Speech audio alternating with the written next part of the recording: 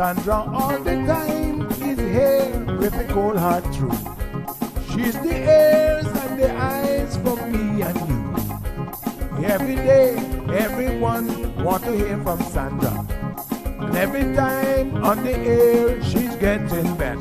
Tell your sister, tell your brother, tell your mama, call Sandra in the morning and in the evening. They always calling Sandra. And when they start fighting, they calling Sandra.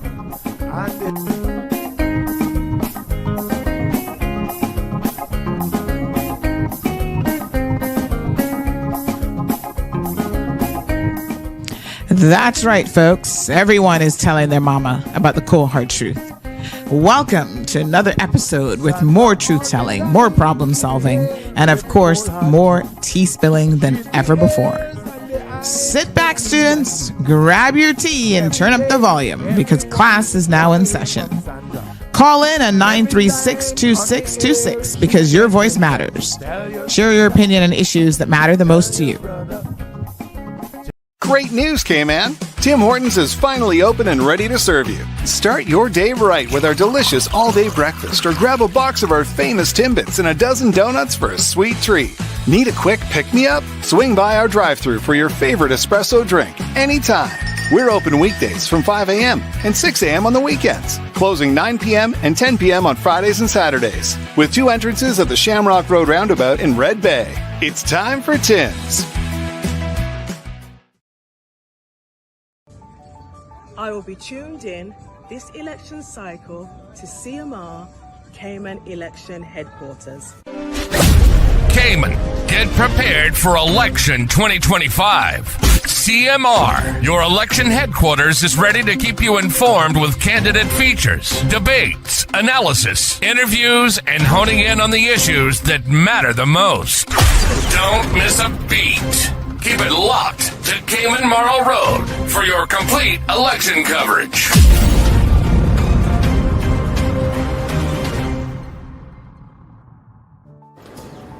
Hey Cayman, this election season I'll be tuned in to Cayman's election headquarters, CMR, who else? So let's get informed and let's vote smart. Bye!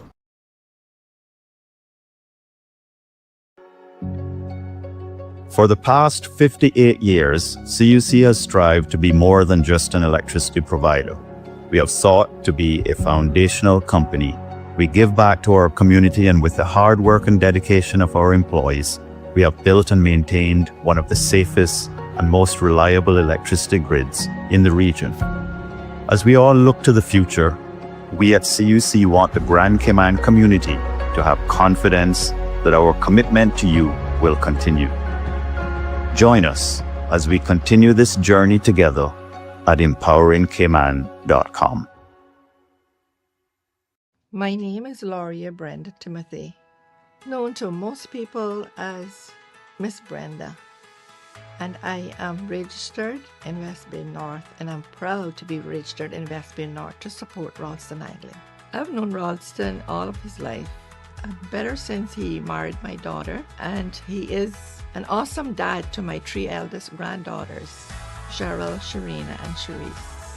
Well, I must say that Raleigh previously served as education minister, and I feel that he is the best. When he is elected again on April the 30th to serve us in Cayman Islands, I would like him to be the education minister again, because I feel that he done an excellent job. And I'm sure that when he is elected on April the 30th, he will go into the assembly prepared to do what is right for the people. And the people would be happy that they voted for him. So I'll urge people to really vote for him, because he's already proven himself. We could send Rolston to anywhere to represent us, and I feel like he would do a good job. We don't have to sit in our seats and be scared, oh, what's he going to say next? Or, is he going to say the right answer? because I trust him and I know I've proven him the way that he speaks. He's quite eloquent and well versed in conversation. Hi, I'm Melrose Natasha Whitelock. Most of you will know me as Natasha. I have lived in the Red Bay area since I was 9 years old. I have raised my kids in this area. They all remain in this area. Over the years, we've realized that there's many things in our community which has been left undone, unchecked, simply ignored. This year, I've decided to put myself forward for you, my community, and my country, so that we can step up to the plate together and get our community and country back on track. On April 30th, please vote for me, Whitelock, Melrose Natasha, and Team TCCP.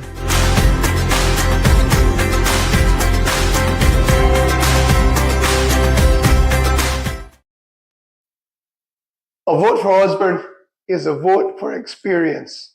A vote for Osborne is a vote for true representation. A vote for Osborne Borden is a vote for someone who cares. Osborne Borden would be my choice, guaranteed to represent Borden Town West. A good candidate. Give Osborne Borden a chance. Thank you. Cayman Mall Road is always keen to bring you the latest news first as it happens. So we've switched on WhatsApp channels to make it more convenient for both you and us to get all of the latest news alerts, traffic alerts, and everything else that's happening in your community. It's really, really simple to join the channel. First, just make sure that you've got the latest version of the WhatsApp application installed on your smart device. Then scan the barcode that you see here on the screen.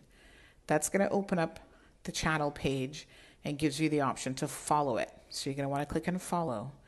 Then step number 2, at the top right hand corner, you're going to see the button that says turn on notifications. It's the little bell, so simply click on it and it'll turn it on, because by default notifications are off for channels.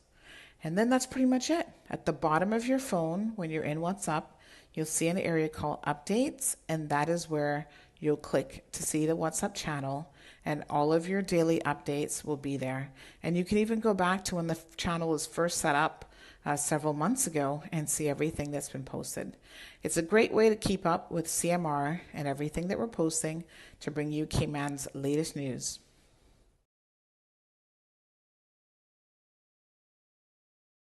All right, honey child. Good morning, good morning, good morning to one, and good morning to all.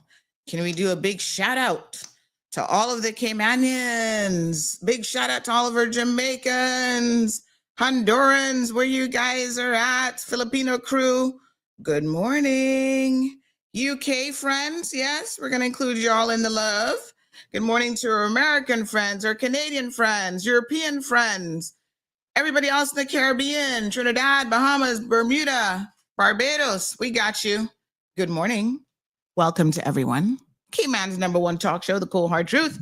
We're going to kick it off today. We got some guests who are going to be joining us any moment now. We're waiting for them to jump in the studio. Good morning to Instagram. Our followers on Instagram, of course, we've got the Washington Boulevard group, Windsor Park, Caymanians in Florida, Caymanians all over the world, honey child, because, you know, these days Caymanians are world travelers. Debbie in Thailand, Stephen in the UK, King Navasa in the UK. Who else? Oh my gosh, we got lots in the UK these days, y'all trying the UK thing. Trying the UK vibe. Go on through, go on through. So, less than 1 week now before the general election, and we're bringing it home. Tomorrow's show, we're going to sit down and break down a few people. I said this yesterday morning. This is going to be a conversation that's going to make some of you uncomfortable. I should warn you from now. If you are easily offended, perhaps you want to, I don't know what you'll do tomorrow morning, but you probably want to find something else to do, because it will be a no holes bar. No. What's the saying? No bars, no. Oh gosh. I think somehow I've gotten the phrase wrong. Somebody help me out. What's the phrase? How does the phrase go again? No bars, no holds bar show. What the hell? Anyway, you guys know what I mean. That one. It'll come to me. Sometimes the brain has like, there's a lot of moving parts, a lot of things I'm here doing. The brain is just like, can't retrieve what you're trying to say. I know what it is, but we can't retrieve it. No holds bar show. I think that's it. Yes, Mr. Ramirez says Windsor Park. Big up yourself, honey chill. So, yes, it's going to be that type of show, and we're going to just come with the truth. Now, the truth has a way of making us feel uncomfortable, even for me. Sometimes I'm listening to truth. I'm like, what? Are you sure? That how it really go? No. It's important that you know certain truths going into April the 30th, because you've got to make better decisions. Or people, you all have been making really, really poor decisions. And a lot of times you're electing the wrong people. And so it's no wonder we're in the hot mess that we're in. So, when we bring it, y'all either turn the radio off and go sit in your rocking chair and pretend like nothing's going on in the world around you, because they do say ignorance is bliss. I've never had the leisure of really, being that ignorant. So I'm happy, but I ain't that happy where I'm ignoring everything that's happening in my country. And I'm going to encourage you to also not ignore what is happening in your country, because it's just too much. So we're going to bring it home tomorrow.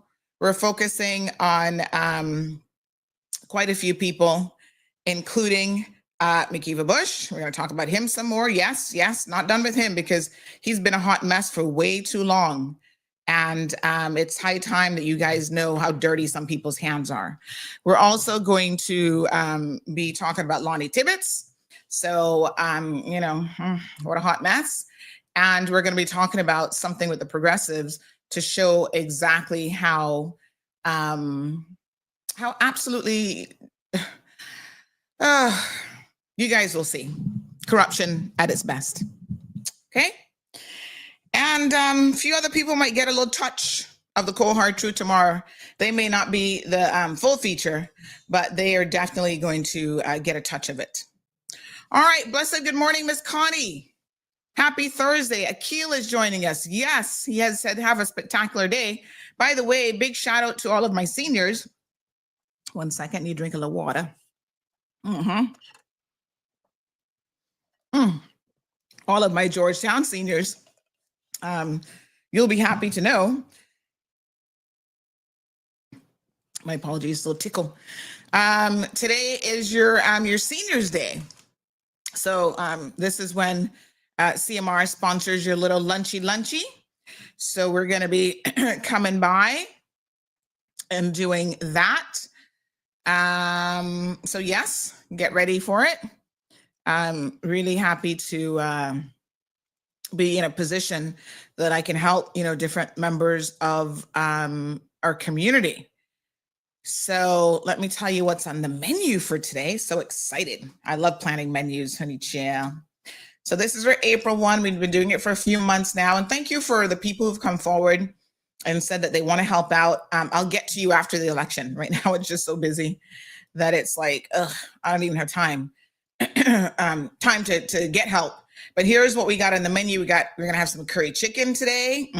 Honey chow, been marinating and seasoning all night. We're going to have some coconut fish. It's kind of like a little coconut rundown with fish, steamed veggies. We're going to do the bread rolls, a little bit of white rice, a little bit of rice and beans, because some people like curry chicken with white rice. Some people like the rice and beans. It kind of depends. We'll do a little bit of both. And then, of course, we got some nice ripe plantain for you. On the menu, desserts, brownies. We're going to do the cornmeal custard pudding. That's what I'm calling it. Marlon said that's what it is. I don't know. All I know is it's delicious. So I got another one of those already in the oven this morning. I was going to do that last night, but I didn't have time. And then this oatmeal pie cheesecake. I may not actually make that today because I kind of am running out of time, but maybe I'll save that one for next time. Plus, I don't want to eat too much sweets because, a lot of them are diabetic. And when they see Auntie Sandy brownies and stuff, they probably can't help themselves. So we might just do the brownies and the custard pudding and We got bread rolls, of course, and some other stuff that we'll be throwing in the oven. So that's the seniors menu today. So Miss Amelia, hopefully we'll be there like around 12:30ish. We got coconut water. I think we have some fresh apple juice, some ati-oti. Yeah, that one. Apple juice. There's a few apples on the tree. So I think we may have some of that. And then I think she made some mango juice, and then we have coconut water. So I'll bring a couple juices as well, so that they can have a little something to drink if they wish. Best beverage, of course, good old-fashioned water, honey chill. All right.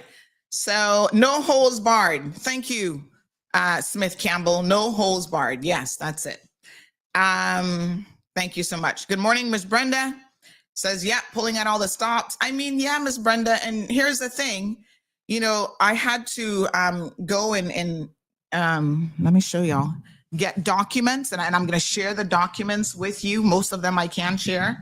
I want you guys to be able to follow along with me. So I'm going to be scanning some stuff so that you can follow along point by point on exactly what it is that we're talking about. Because I don't want to say anything. What I say, don't try to cash a check that you're behind can't. Oh Lord, how does that saying go? don't write a check that you're behind can't cash. So we gotta make sure that we can cash it. Yes. So we will we'll get all that done. All right. Let me see who else we got here that we're just sending out some morning greetings. So everyone should have the respective links for the show. I just sent those out.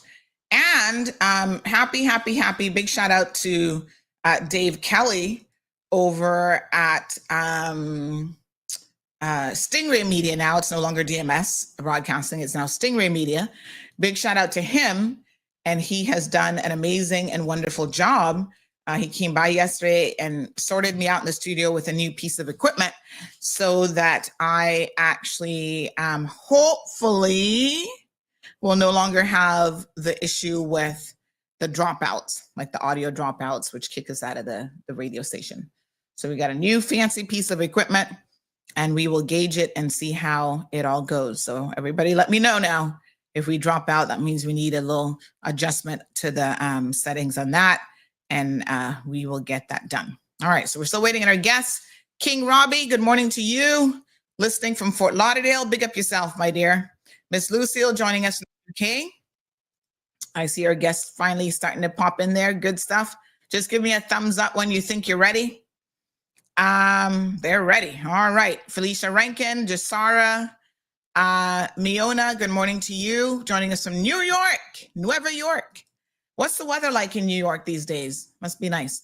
Yes, Mr. Amelia. Lucky Body says, I hope you touch on the new PPM affiliated Kenneth Bryan tomorrow as well.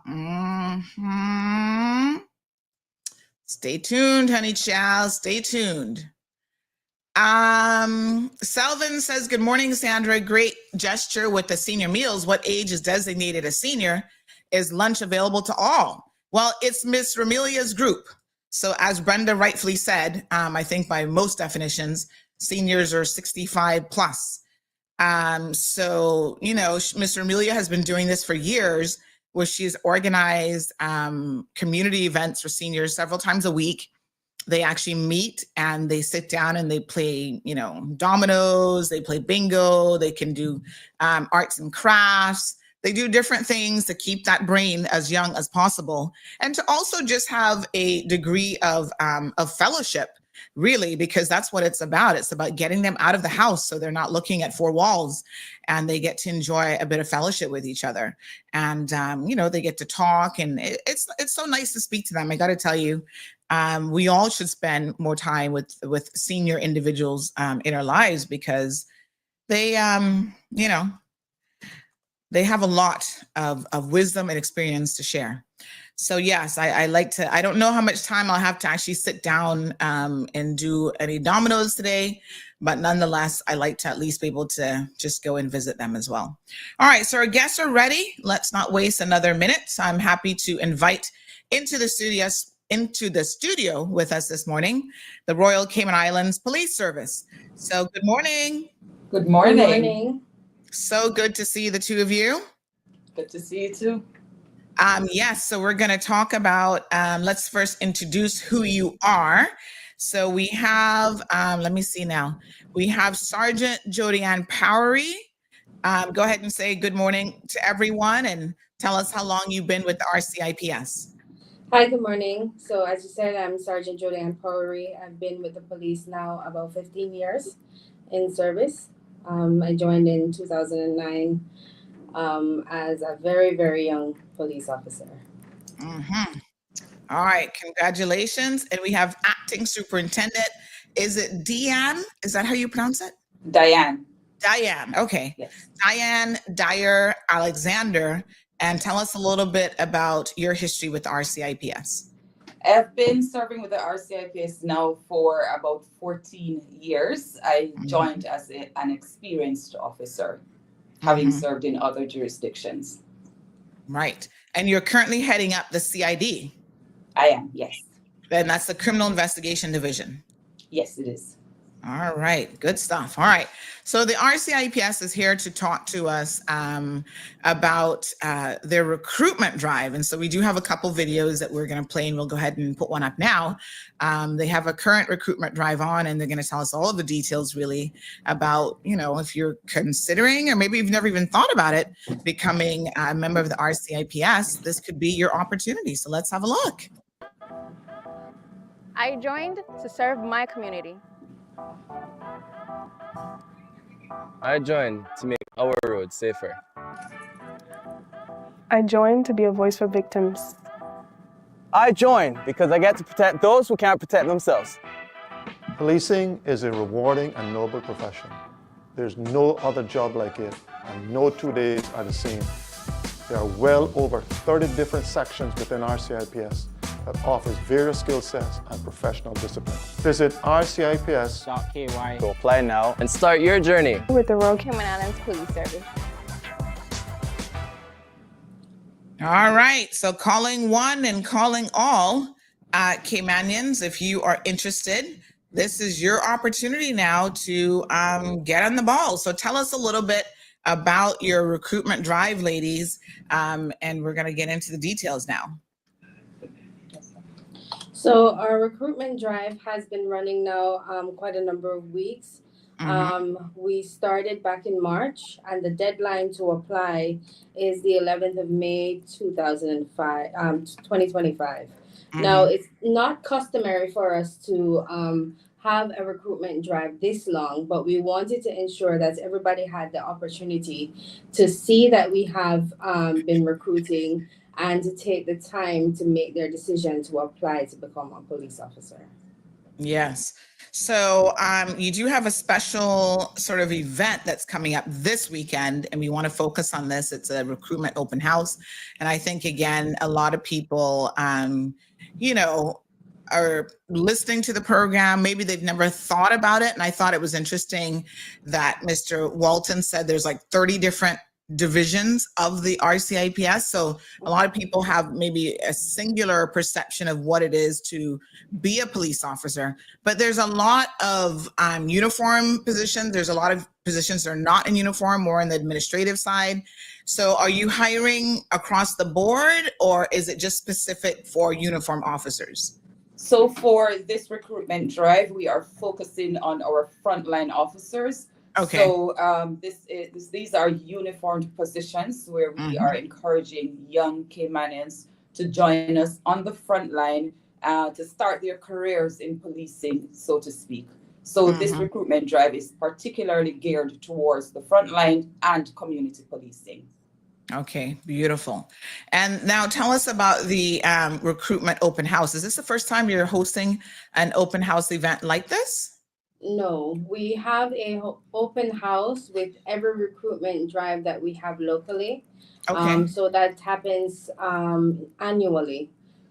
This particular recruitment drive will be held on the 26th of April And it'll start at 9 a.m. to 1 p.m. And that will be at the Government Administration Building's front lawn, which is the old glass house lawn. Beautiful. There we'll have a variety of our officers from various units to speak with persons about their journey into policing and to hopefully encourage persons to join the police as well. All right, so Lavana says, come on, Caymanians, start applying. Voyager has a question. Voyager says, are these new posts, like new posts, or are they replacing existing post holders? Okay, so the posts, so each year we always have a set of budgeted posts for recruitment specifically. So whilst most of them are new posts, we also have people through natural attrition that have left that we replace those posts as well. But each year we do have budgeted posts for recruitment.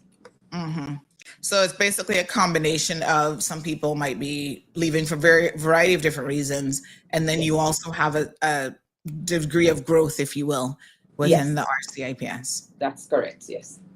All right, wonderful. And, again, instead of the negativity, folks, the idea here is to make sure that you apply to the actual positions. So can we talk about some of the benefits of actually joining the RCIPS? What are you getting if you join? Well, the first thing is our starting salary is just over $48,000 per annum. And with that also comes with a $2,400 per year housing allowance that is added to that.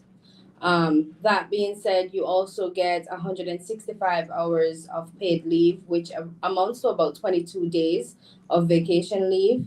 And you also get all the government benefits, which means that you have full cynical, full pension that does not come from your salary. So nothing is deducted.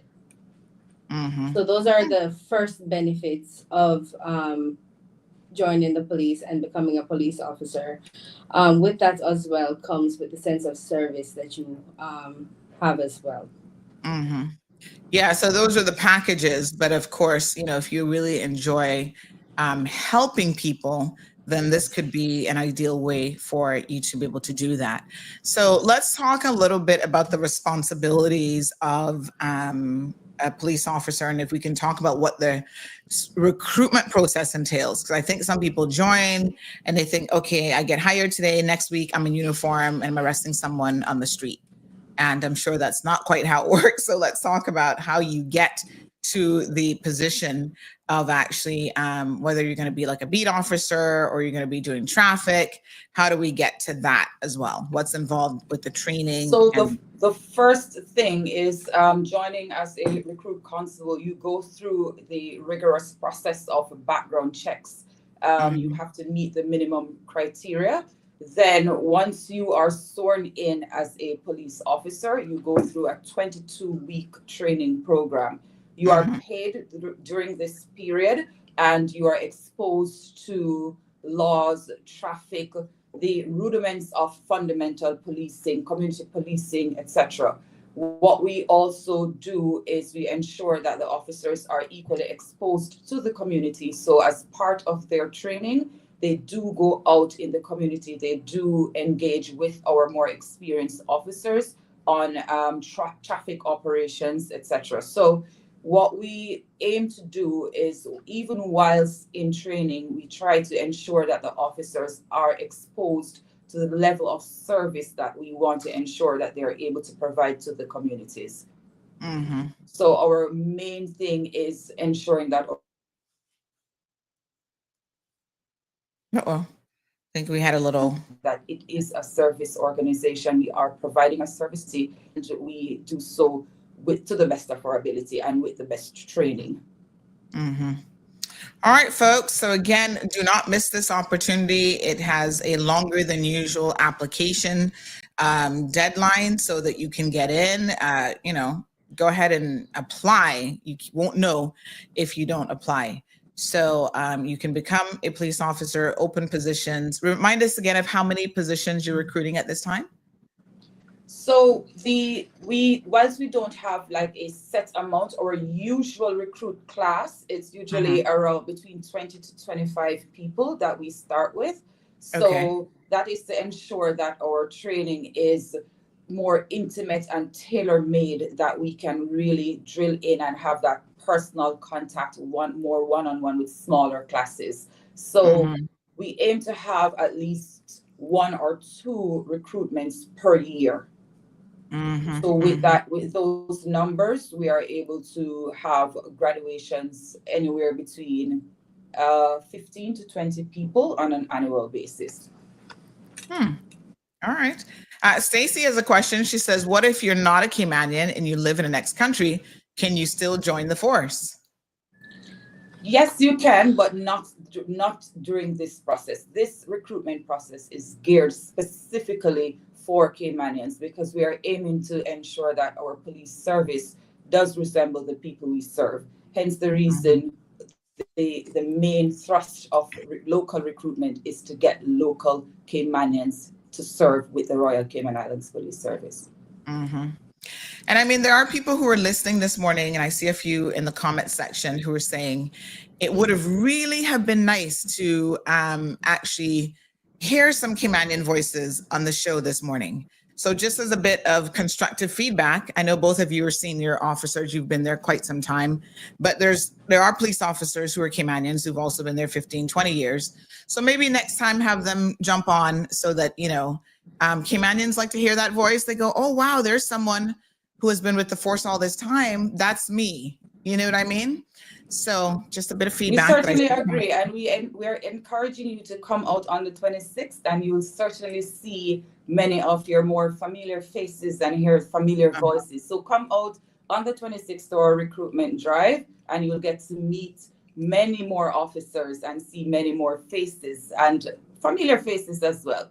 Come out and speak to us, and hopefully, you know, apply and join us. All right. Mr. Amelia says, come on out, Caymanians. Please go and apply. We need Caymanians in our force. So again, this is a drive, you know, as they just said, for Caymanians. So don't find any excuses if you're interested. And you never know what might happen. You know, we have Sergeant Parry here telling us how, you know, when she first joined the force, you know, she was very, very young. Maybe she didn't see a long-term career with the force, and now look at her, almost 15 years. Yes, ma'am. Yeah, 15 years, almost 16 actually. And when I joined, I was 19 years old. And no, I didn't see a long term with policing, but it was an opportunity for me at the time, and I quickly found that not only did I have a liking for it, but I had the aptitude for policing. Specifically, I had been working in the criminal investigations department for quite some time, and I found that I had an aptitude for investigations in particular, and that was my bread and butter for quite some time before coming into communications. All right. And someone's asking if there is an age requirement. So is there minimum age or maximum age? So we can go into a bit of the requirements to become a police officer now.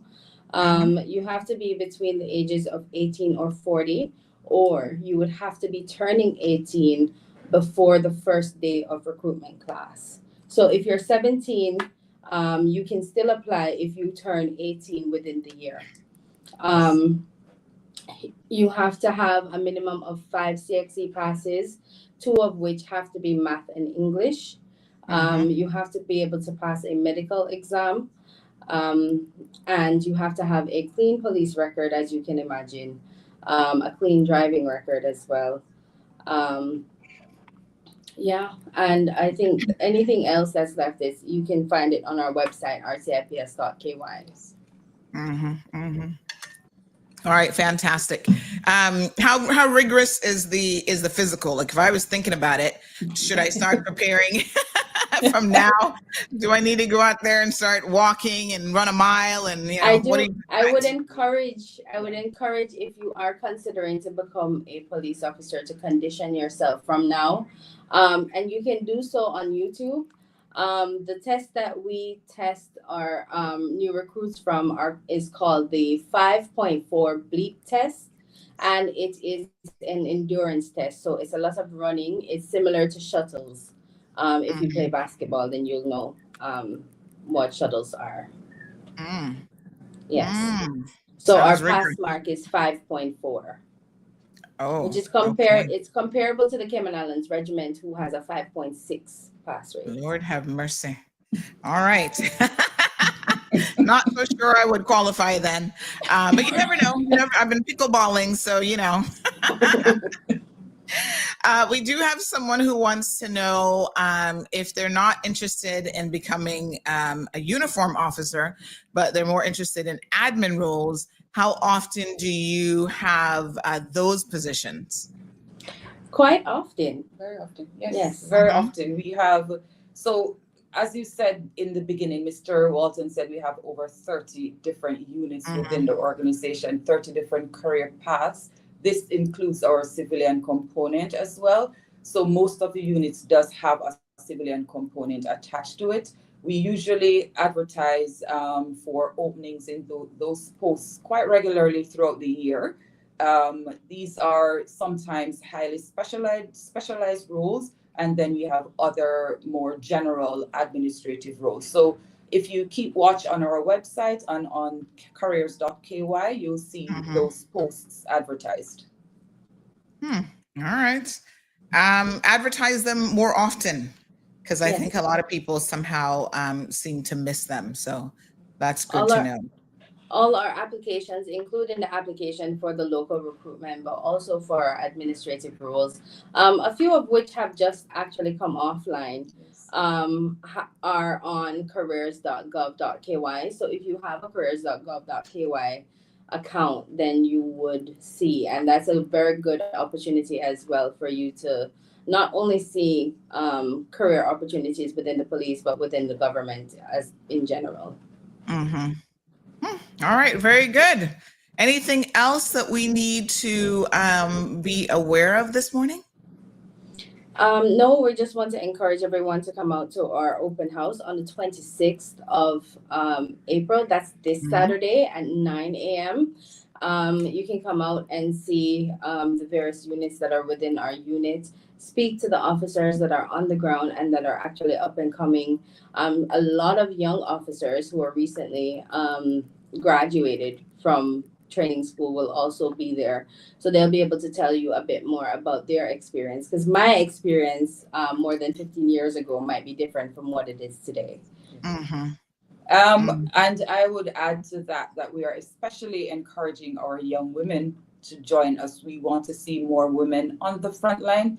So we are making a real push to have our young women come out, meet other women that are serving on the front line, ask all the questions that you like, what it's been like for us managing, various roles in our lives. So we're really encouraging our young women to come out and serve on the front line.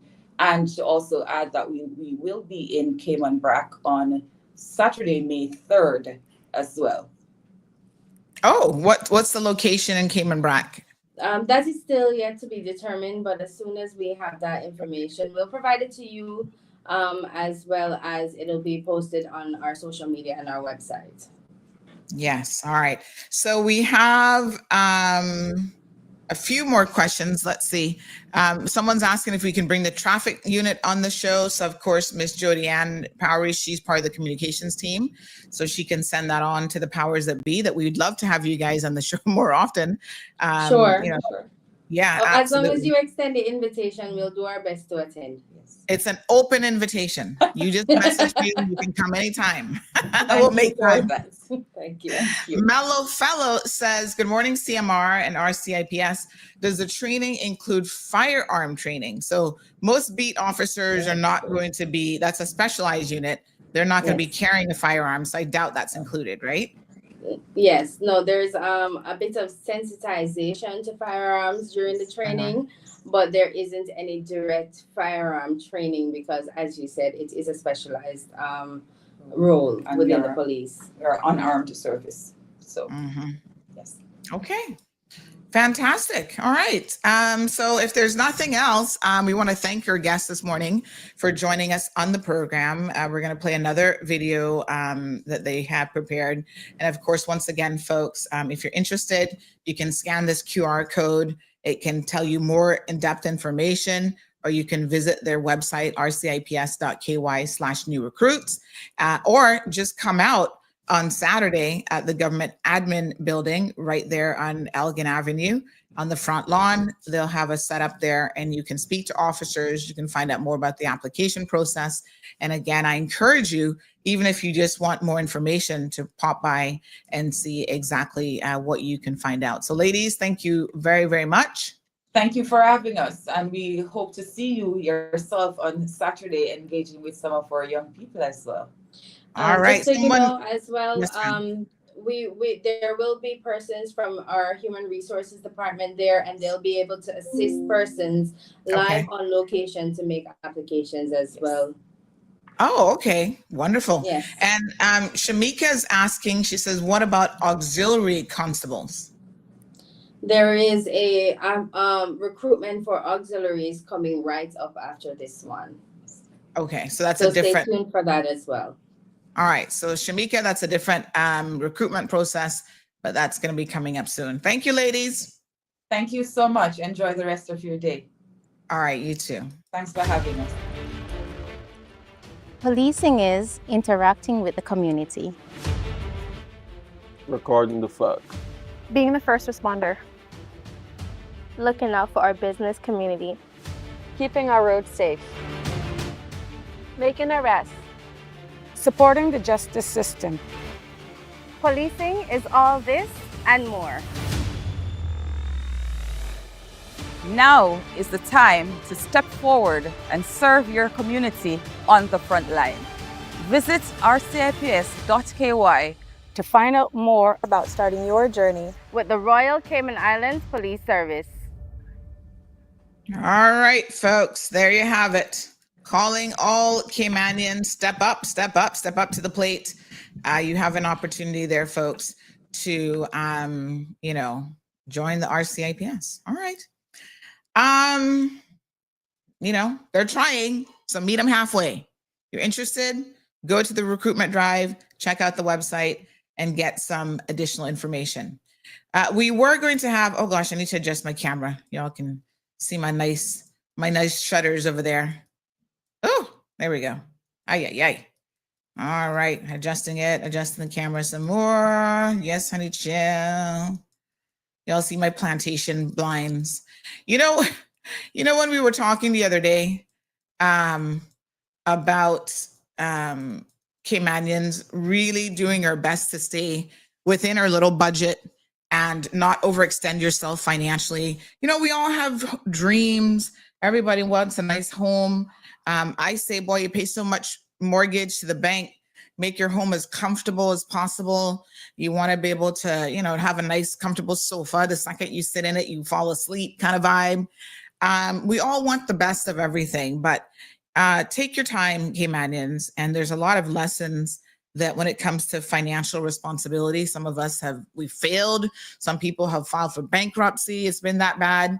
You can start over, but you've got to have some basic principles that you adhere to, and never spend, definitely don't spend more than you have.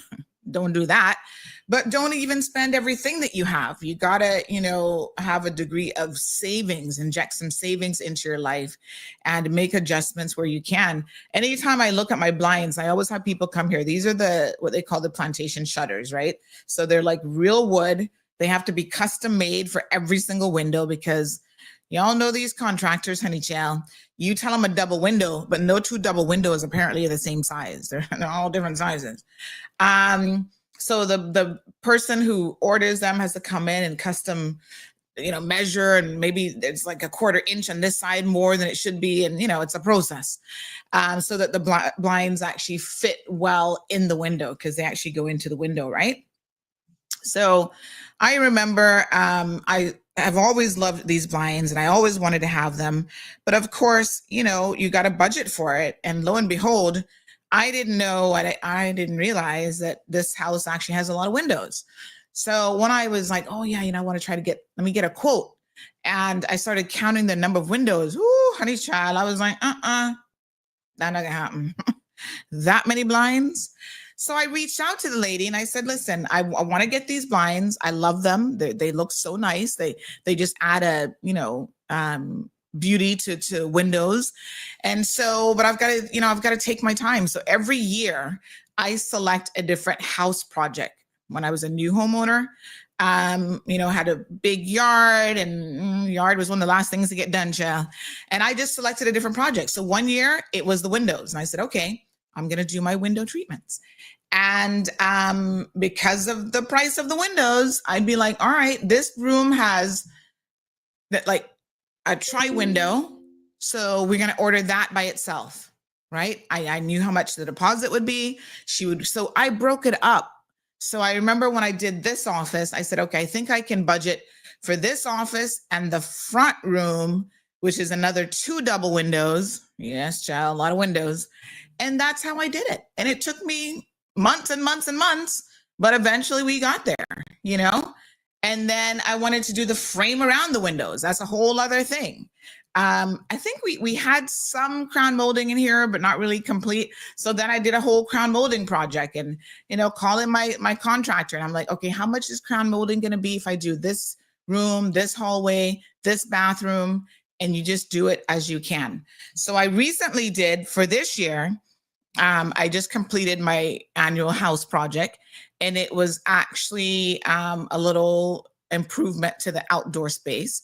So I now have myself a little outdoor gazebo. So if I want to go outside, some people call them pergolas. If I want to go outside and just relax and, sit down, and hopefully the mosquitoes won't come for me because it's screened in, I can do that. So just be careful. Some people show up and they see beautiful homes and they don't know how hard you've worked and how you had to budget and figure things out along the way. And you can't afford to do everything at one time. New homeowners in particular, just take your time with those sort of things. All right. We're in the heat of it, folks, when it comes to politics.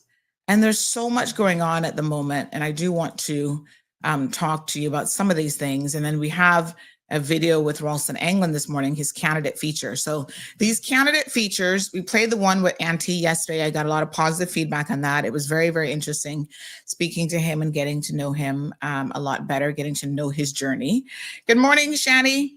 And we're going to do Rolston Anglin this morning. And, I enjoy these interviews because there's so much about the candidates that we don't necessarily know. I mean, about who they are, where you come from, what have you done in your life? To me, those things are important. And so these candidate features are not meant to be political. We're not sitting down talking about politics. So in the case of Rolston, when you see his, for example, he cooked for me. And we sat down, me, him, and his daughters sat down and broke a meal, had some food. And we played, apparently they're big into cards. Like they play cards, they play games. And I know a lot of, we have games nights, thanks to Marlon, all the time. But Marlon, we're not really card players. He is a Ludi and dominoes player, but Ludi is his thing. He'll play dominoes, but boy, he love him a Ludi. But it's fun to, again, stay home with your family. I just got a Monopoly game. Gigi, she has, she's only 8, so you can't expect her to play complicated games, but she is learning Ludi, by the way. And we also play, what do you call, she has like a little memory game, like memory pegs with colors, and whoever gets the most colors wins. So you just throw the dice and then you pick up the peg. And so she loves to play that because that's good. Like you have to remember, I know somebody put the blue peg here, and if you get blue when you roll the dice. So, just fun stuff like that. There's lots of things that you can do that encourage family time around the house. So, bring him to Chill Club for a challenge. I actually invited him last time, Amelia, but he's very, very busy during the day at work. So he doesn't always have that luxury of time on his hands. But yeah, I mean, it's just so much fun to enjoy. We invite friends over and have a little bit of food and games night. And so that's what we did on Sunday. We did a little barbecue. And then, of course, he pulled out all the fun games and stuff as well. So it's interesting to see how different candidates do things. And I am always interested in hearing a little bit more about who they are. And I love to hear how Caymanians grew up and the different perspectives and stuff that they have. So I don't know if you guys saw the one with Ween Panton, but Ween Panton grew up a very average Caymanian, in Newlands, running around, eating mangoes and in the bush and, doing all those sorts of things that boys did at a time when we didn't have the development that we have now. And so many people can remember when I did the interview with Natasha Whitelock. She was talking about, the house there that is now the Humane Society. She was like born and raised for the first 9 years of her life in that house. And I was like, wow. And she's like, I remember when that road wasn't there. And, it's like, oh my gosh, such incredible memories. And I hope that you're enjoying these segments as much as I am. So we play them during the show. We do have a few now that we're trying to catch up with. And then we'll also play them. We'll put them on Facebook as separate pieces. So if you want to go and just watch a particular candidate, you can do that. So listen, this is what the candidates got as part of the offerings here at CMR. There were packages available, and in some of our packages, they got these candidate feature interviews. So the ones that you see that we're doing, and like we said, pay to play time. And so this is part of what they have available to them. It's a tough situation dealing with candidates, because certainly everybody has a past and people have made mistakes, and there are things that people have done. And sometimes I look at a candidate and I say, okay, how relevant is this? Even if they have made mistakes, even if they have made poor decisions, because sometimes it's not a mistake. It was a deliberate decision. It was a poor decision. And then it comes back and bites them in the behind, So you have to really look at people and make a judgment call on whether or not they have made respective changes in their lives that you think, has this person actually made amends, if you will, right? Or are they going to get in there and we know some of their mistakes and they're going to do the exact same thing again? This is a matter, I think, for the voters to contemplate and to think about. We may give people second chances and they prove that they're not worthy of those second chances. God knows some of them have been in there 40 years and they're clearly not worthy of the 20 chances that we've continually given them. And so now in my mind, people like that who have a sustained history, it's not about just a second chance. It's about, wow, this person time and time again has proven that they are not going to change, that they are who they are. And as this well-renowned therapist says, let them. When they show you who they are, let them and believe them, right? And so there comes a point when it's not just poor decisions and mistakes. It is really more about deliberate actions, and that is who they are.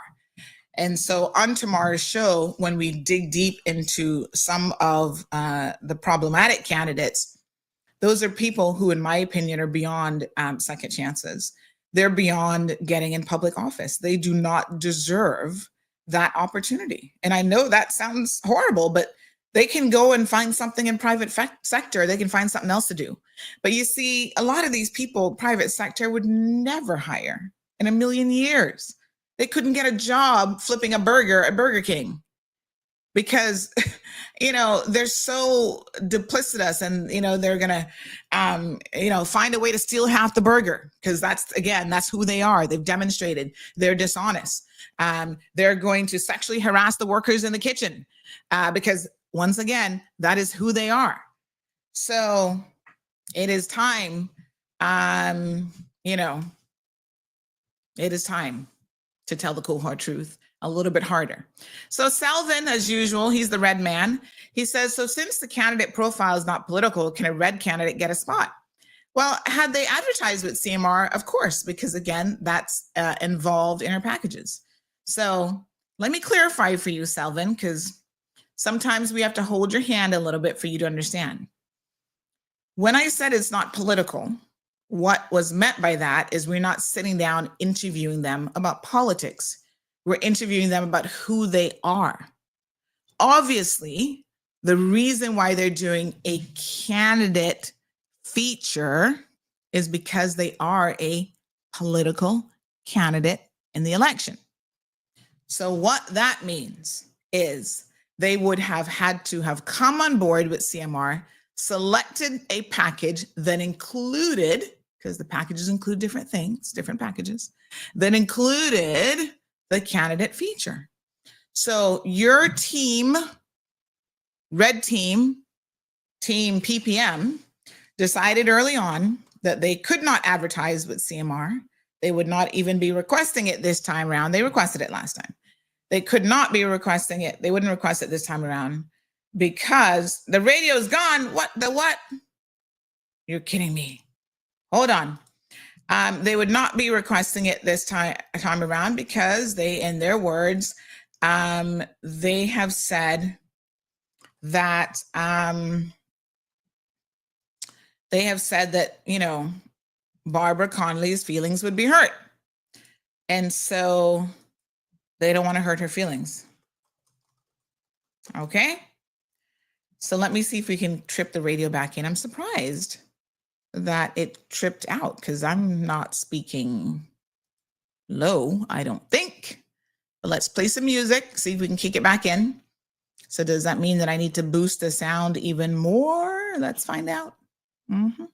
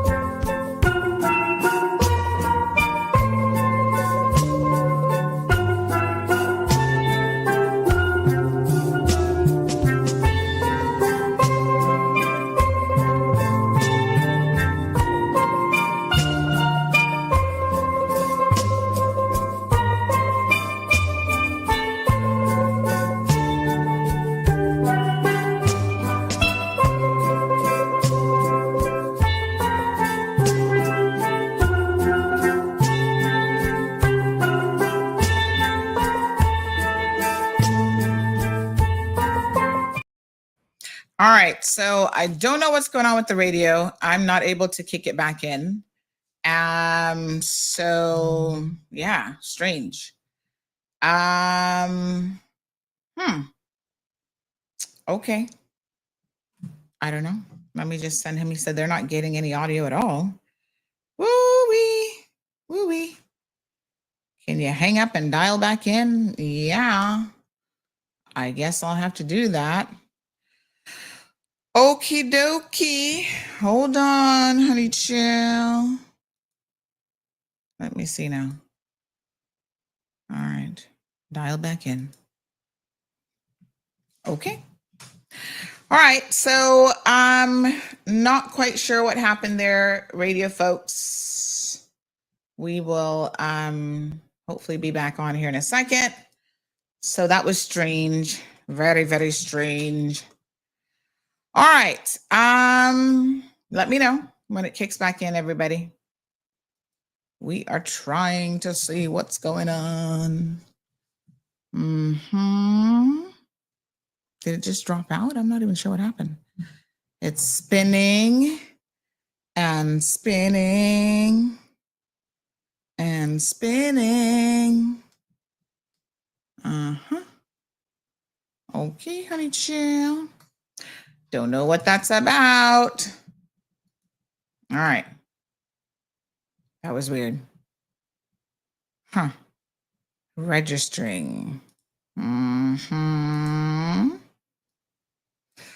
right, let's give it a minute and see what happens. Modern technology, honey chill. Not always 100%. But we'll see.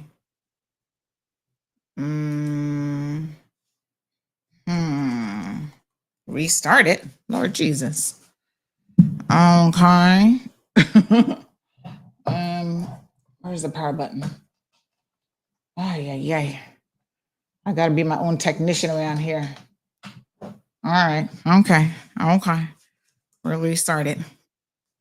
All right, let's continue. Yes, honey chow. YouTuber says it's hard to believe that Selvin is this clueless. At this point, please stop entertaining his questions as your stance has been repeatedly stated. Yeah, I have to agree with you, YouTuber. Selvin is obviously not stupid. I think that, he has a one-track mind, as we say. He has a singular agenda, and he can't really see much more than that. His prerogative, all right. Yeah, but it gets a little bit tiring having to say the same thing over and over again and trying to clarify points that, quite frankly, should be crystal clear. There shouldn't be any doubt about what it is that I'm saying, right? So, yeah, okay. All right, let's keep it moving here. YouTuber says he also likes attention. It's obvious. Interesting. Anthony says, don't worry. Barbara will reimburse KB his deposit to you, Sandy. Out of her $30,000 severance pay she will receive on May the 1st. CMR, straight to the bank, hashtag no refunds. Yes, definitely no refunds. That's for sure. Don't even think about it. Not today, Bobo. Listen, you paid for services. You didn't use the services. That ain't my business. Yep. Okay. Anywho, let's keep it moving. So let me do this, right? Let's talk about Lonnie Tibbetts for a second, because I feel like we can talk about him and disperse what we have to deal with him first and foremost, right? I don't know Lonnie Tibbetts personally. Let me be very, very clear. Most of these candidates I do not know on a personal level. I know him to say hi, how you doing, and that's about it. But I can tell you from people who have worked with Lonnie Tibbetts And even from his stint at Cineco, poor Carrie, tell her don't listen to the radio this morning because she's going to get all upset. She's going to be in her feelings about this. But he is not, in my personal opinion, he's not candidate material. And I'm shocked and surprised that the PPM, the progressives, are so desperate that they are not only not vetting their candidates properly, but the ones that have an extensive and known history of dysfunctionality, they are bringing these people on board. Now, we all know that Arden McLean has been out there pushing his own agenda. I don't really know what Arden's end game is, but I do know that I'm a little bit surprised at Arden because he has a lot to say about people, including Wayne Panton, including Andre Ebanks.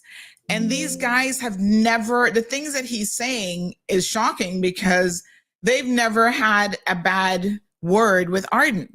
So, or bad blood or nothing, I understand that, when Mr. Wayne Panton was going through personal loss in his family, Arden was the one who showed up and who was there all the time, every night for weeks at his house, being supportive of him.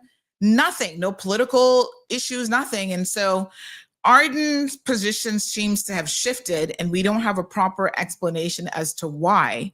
He's entitled to his opinion. He's entitled to say whatever he wants about candidates, surely. It's up to them if they intend to do anything about that. That's not really my issue. My issue with him is maybe he's being motivated by very, very different things. And so it would be interesting if he could tell us about his political alliances and what is actually motivating him to get on people's platforms and to say the things that they're actually saying. Anthony says, you really don't know Arden McLean's end game? Really? I thought you was on the ground. My opinion is Arden is looking Speaker of the House. Hold on, honey child. Hold on. Like I said, it would be nice for him to tell us what his end game is and to be very, very clear about why he has taken the positions that he has. And yes, he is pushing, someone says he's pushing for Dan's party. They're best friends. What a hot mess, Arden. You might want to check that friendship circle, but what a hot mess. But again, he's free to support whoever he wants. And yes, these guys will get their greases, their palms greased and everything else. And there are things that are definitely in it for them at the end of the day. This isn't Arden's going to get on the platform and go back to living a sleepy little life. Yes, Anthony, he wants something, and something is coming down the pipeline if certain people get into public office. So it is interesting. It is very, very interesting. And I've been watching his movements with a very, very keen eye. And I think that there's some people who are alienating themselves. And, Jay Ebanks, I think we're all confident that Jay will hold his seat and that he'll get back in. When he gets back in, PPM is nowhere to be seen. Dan Scott's party only has 3 or 4 people. What's he going to do? He may not want to alienate himself. He may just want to stick to the issues. If Arden McLean was getting up there talking about the budget and sticking to the issues and doing all this kind of stuff, that would be great. But the fact that he is attacking people in just their personalities, based on a whole degree of misinformation, I think is extremely problematic. I also think that it's humorous that Arden could get up and go all the way to West Bay. The man from the East decides to go to the West and thinks that he's going to have any degree of influence over the voters in West Bay. West Bay people, come to the front of the classroom. Tell me now, honey, chill. Is Arden McLean going to convince you not to vote for Andre Ebanks? Is he going to convince you to vote for Dwayne Sterling? Honey, child, please. Arden, you ain't got no say in West Bay. I'm surprised they let you pass the border. Them West Bayers be like, what you coming in the Republic for? No. They're not going to help him. And in fact, it might hurt him more than it's going to help. But hey, I'm not telling y'all how to run your campaign. You do you. I'm here to do me. Let's talk about Lonnie Tibbetts. Jasar says, no, honey child. I know. Them West Bayers like, Sandy, please tell him to stay in stay in East End. He not got to come all this way burning gas for no good reason. What do you say? He's A.L. Thompson's payroll consultant. Really? Oh, Lord have mercy. What a mess. Strong Wilt says, I think you should give Arden a call. I doubt he's going to answer the phone. But listen here now. Listen up. So, interestingly enough, Lonnie Tibbetts, you guys know that we have had to do... Somebody said, did he get run from East End? I don't know anything about that, but East End is where he's from. So he must stay East End, or at least don't pass Savannah where you live. No need to go to West Bay. So Lonnie Tibbetts, let's talk about Lonnie Tibbetts. What qualities would he be bringing to the table? When we finalize that list of the qualities of candidates that we wanted, really and truly, there is nothing on that list that, Lonnie fits the bill for. I'm sorry. He has been fired from government jobs. Now, his sister was apparently on her platform cursing me out the other day. Good for her. But he's been fired from government jobs. He has been sent to anger management when he was over at, I think it was DLP, Pensions Office. Remember, he used to head that up. They had so many complaints about Lonnie and his anger issues that they actually told him that he had to go to anger management. And then he leaves that job and goes, and they turn around and hire him to head up Cineco. This is where, when it comes to like the civil service hiring, I know they believe they have a second chances program, and I know they believe in hiring people, but sometimes you have to know that there's a core part of someone's personality. If your anger issues are so bad that the professional advice was that you go to anger management, then honey child, you probably should not be heading up an entire entire division of government again, where you have staff under you and all this sort of stuff. And then he goes there and he makes a mockery of the office, using it for his own pimping station. I don't have to refresh your memories, but I will. All you have to do is go on CMR. Oh, sorry, Instagram folks. Let me bring y'all back in. All you have to do, folks, is go on CMR and see why Lonnie had gotten fired from his last job with government. And since then, he really hasn't worked. He's been kind of floating around. I think he was doing construction at one point. I saw him in a construction getup. And then I don't know what else he was doing, right? But it's like, come on. These are not people who are qualified for office. Now, some of you are thinking, all right, Sandy, yes, remind us and refresh your memories about the pimping episodes at his office. Okay, I'm going to just get the link up here now so we can refresh our memories and all the details. But your argument to me is going to be that was a really long time ago. Well, let me look at what it is that he did. Okay, just hold on a second, honey chow. Let's go to Cayman Mall Road, and we're going to look up Cineco, and Lonnie Tibbetts. Okay, the headline is The Undoing of Cineco's CEO. This is back in 2018, October 2018. What finally broke the camel's back? Let me post it here in case some of you might not have been, reading CMR back then in 2018, but we had some hard-hitting points. Number one, staffing concerns. So he has, it says a pennant here for hiring people without following any professional standards or protocols.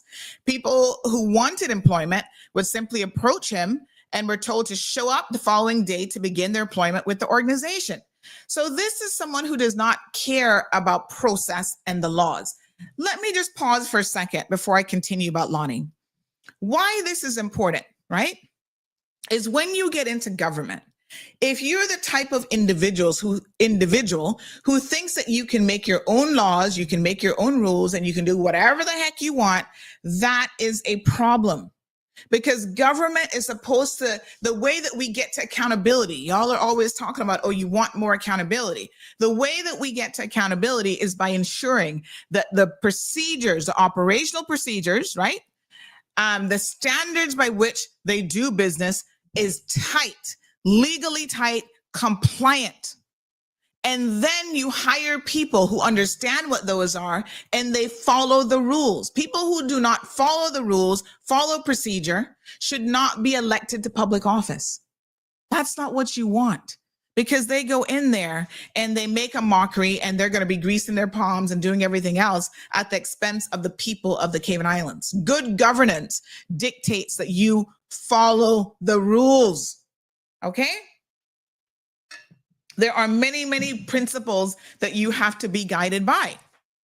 That's why McKeeva Bush is who he is today. He's been doing a free-for-all all of his life. And if you don't think that this costs the people money, you guys are sadly mistaken. So when you see individuals like this that have this particular character trait, Michael Miles, how do you show up? Let me just address him for one quick second. How do you show up to the polling station, right? And you go into the voting area and you think that that was okay. The elections office has rules and policies and so on that make certain, because it amounts and equates to voter intimidation when you allow a candidate to go in there and watch people who are voting, and people will say, oh my gosh, Sandy, I felt uncomfortable with Michael Miles sitting there with his angry black man face looking at me. That is not right. Even on the regular polling day, somebody said, well, the candidates can go in. No, you can't. There's a certain space that you have to put between you and that voting booth and that polling station. You can be on the outside, in my opinion, quite frankly, is that they should not even allow them to be there at all that day. That is the purpose of why you have agents. So someone said this morning the confusion was caused yet another failed policy implemented in the last decade, and the next government needs to change the election law. So what they're saying is a candidate can still go into the polling stations and sit at a table, many voters, and they come in to vote. This is intimidating to voters and runs against the free and fair elections. And this is now where these election observers are here. They need to make some comments about this. So the elections office actually issued a letter in relation to this, trying to clarify what the position is for the benefit of candidates. So here you have now Mr. Michael Miles, who apparently don't believe that any rules apply to him, showing up at a polling station. And this letter clarified that you can't do it at mobile, which is the correct ruling, but we as candidates shouldn't be able to do it on election day either. In the past, we could only go to check with our agents, check in on the agents and have to leave in under 5 minutes. The time was a basic rule of thumb. Now you have this letter being issued, right? April the 9th of 2025 to all of the candidates. No candidate will be permitted to attend mobile voting stations during this upcoming 2025 general election. Not just mobile voting, they need to extend this to all of them. So Michael Miles received this letter on April the 9th. This past week, 2 days ago, what does he do? He shows up to a mobile polling station. How do you not respect the elections office? The fact that you have no agents assigned isn't our business or our concern. That's your job. That's your party's job. And I'm going to tell you all right now, this is also a failing of the CINP. The CINP, just like everybody else, their agents went to agents training. They should have had training for their candidates. You get your agents in place, you know the rules. Any communication like this, you discuss it within the party, make sure that you adhere to this, et cetera, et cetera. Tell me what the repercussions are here today. Dan Scott, for Michael Miles, who's one of your candidates that's running, for blatantly ignoring the laws and the rules and a letter right before saying this, just remind you, none of you should be at the mobile voting stations. What will you do to Michael Miles? Party leaders have to be in a position to hold their candidates accountable, right? How can we say that we're going to be electing someone like him to public office? So every time the governor sends out something, the elections office sends out something, a chief officer sends out policy, whatever, you're going to completely ignore it? It says a lot about you. This is the point, right? This is the point. People who completely ignore and do not care what proper procedure is, what regulations say, what laws say. Those are not the kind of people that you want to select for public office. They're the kind of people that allow, the Jeff Webbs and Canova Watsons of the world to go in there and get a government contract into the millions of dollars with insider trading and insider information because they're sitting on a board. They're the kind of people who are going to approve and recommend their friends for board appointments, and they know that their friends are up to no good. This is absolutely ridiculous. Really, Selvin? Selvin says, from what I know, the candidate can enter the voting area, but only for a certain amount of time. Selvin, I'm hoping that you have the capacity to read, right? You can read, yes? In fact, let me make sure that I'm not cutting no cheese yet today. I don't even know if that's the right saying, but you know what I mean. We gonna get to we gonna cut out the fat and we're gonna get straight to the point. I'm going to enlarge this letter because perhaps what's going on is you actually need glasses. That's entirely possible because y'all can't see the forest for the trees. So allow me to once again demonstrate to you the lack of respect that some people have for laws. This letter was sent out to all candidates as a notice. And what does the first thing to say, Selvin? This is not a matter of opinion.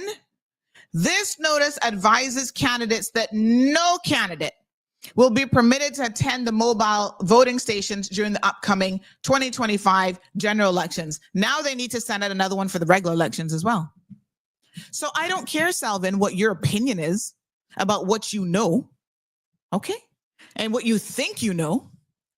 A letter from the supervisor of elections, Mr. Wesley Howard himself, was sent out dated April the 9th.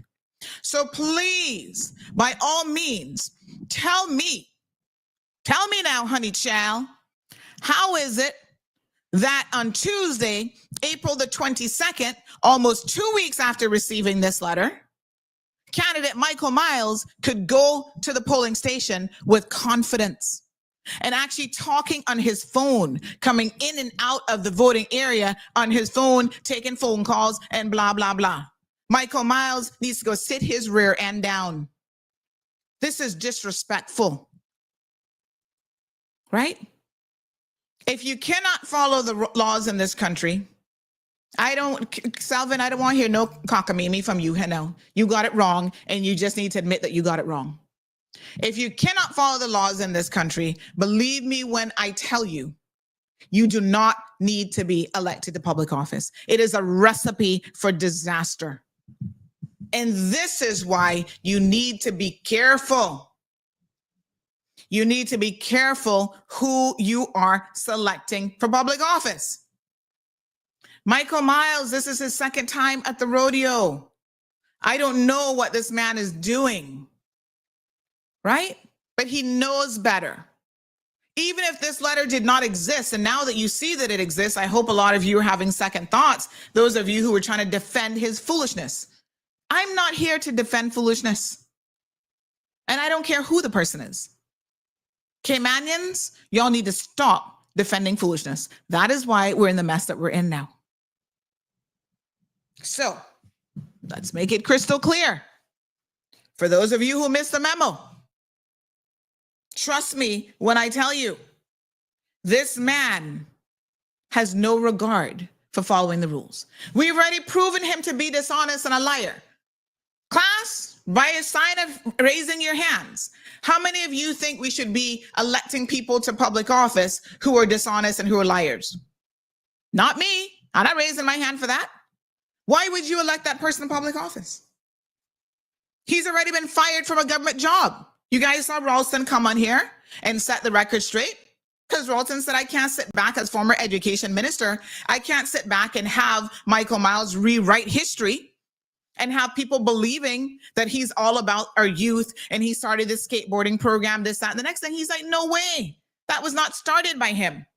In fact, we were trying to give him a second chance because he had already been fired for showing his angry black man side. Miss Marjorie said, not me. Moya says, not me either. When they show you who they are, let them. Believe them.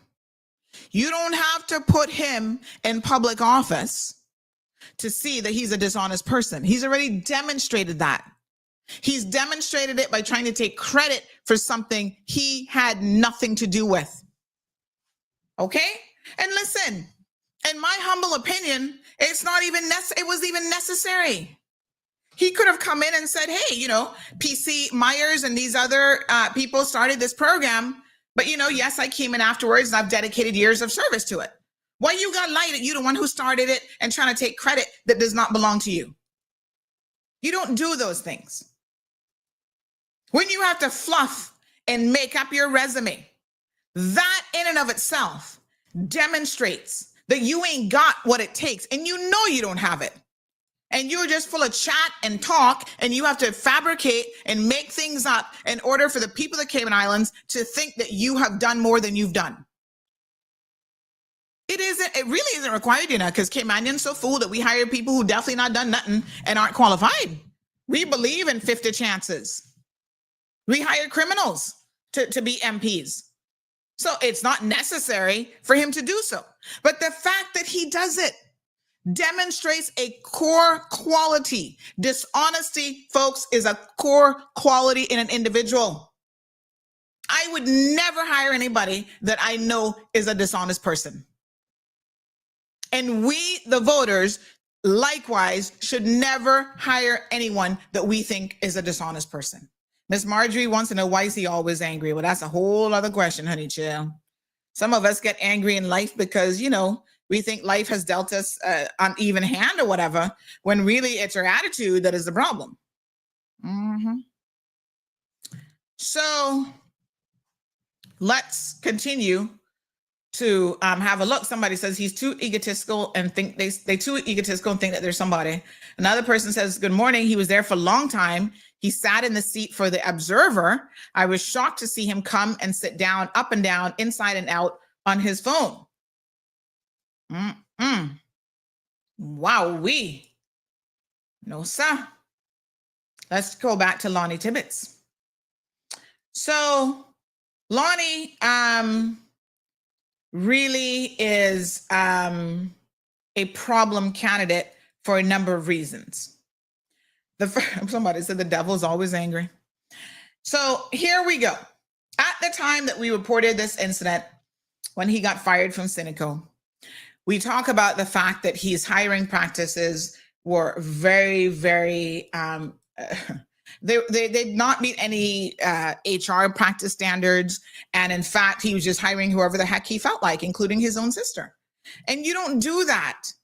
You do not do that. If the application process, that's why you have HR managers, is open and transparent and there's no rules or laws against hiring family and they apply just like everybody else and they go through the recruitment process and they get the job, that is one thing. But I can tell you that is not what was going on at Cineco when Lonnie was there.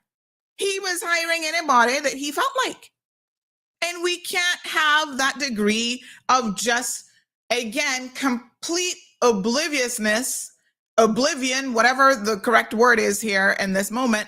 We can't do that. People can't be oblivious to good HR practices and procedures.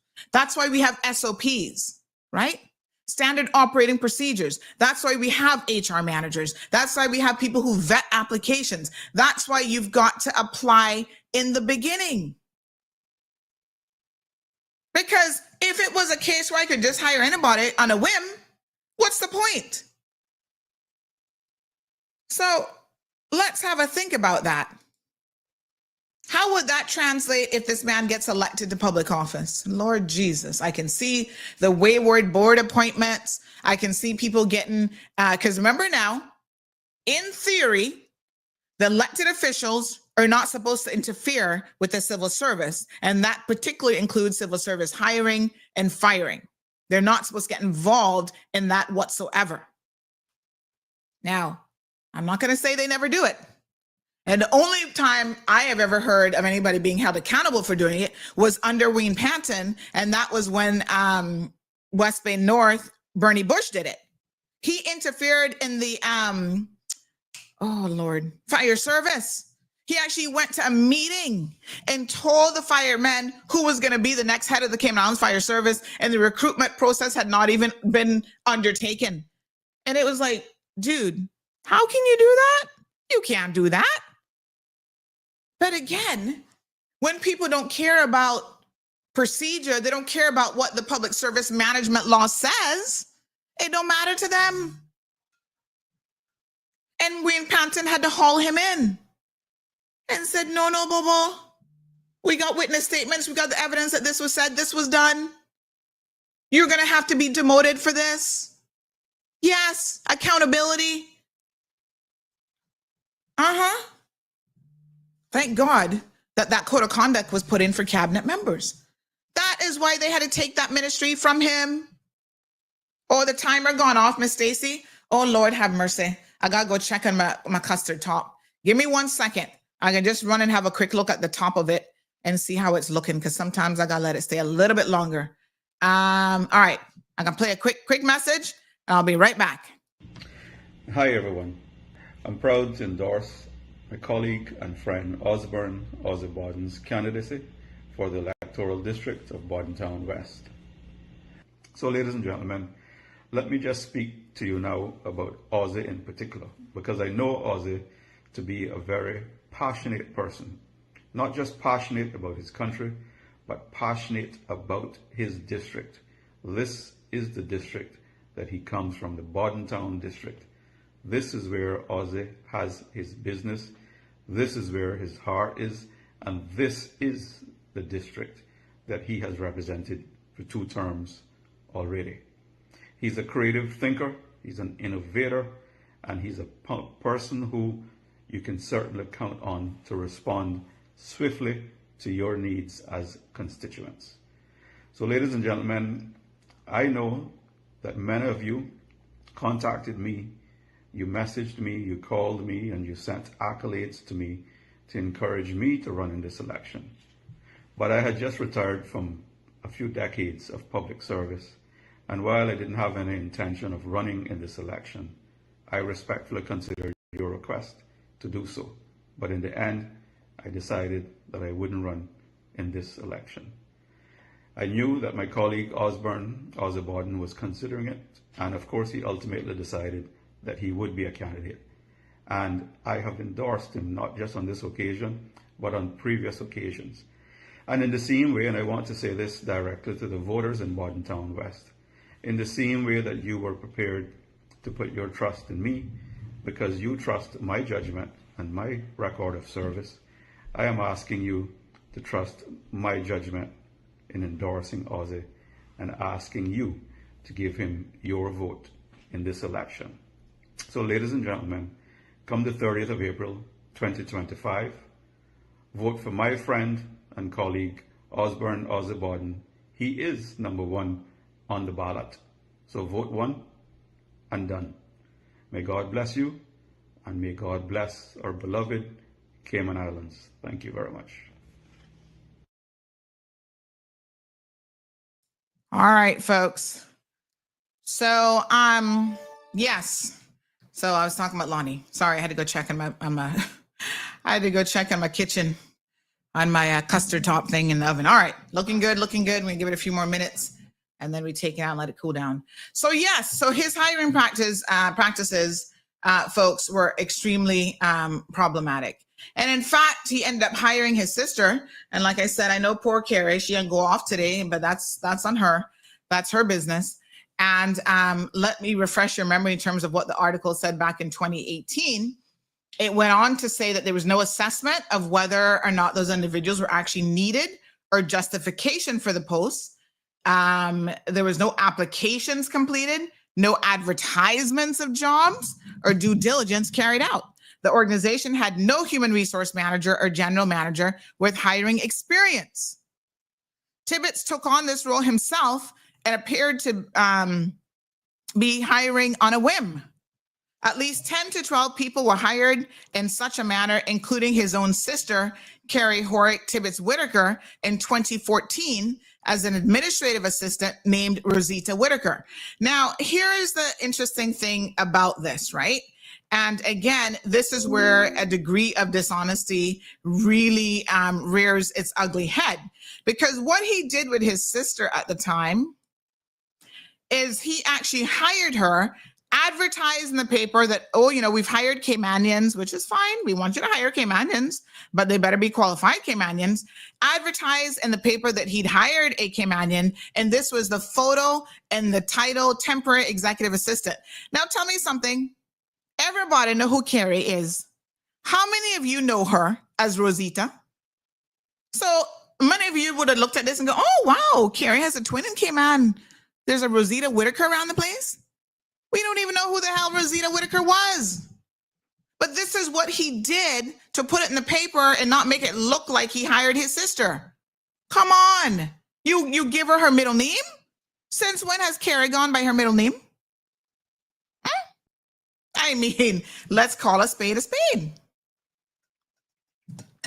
So he put in an ad advertising the agency's Cineco's 10th anniversary.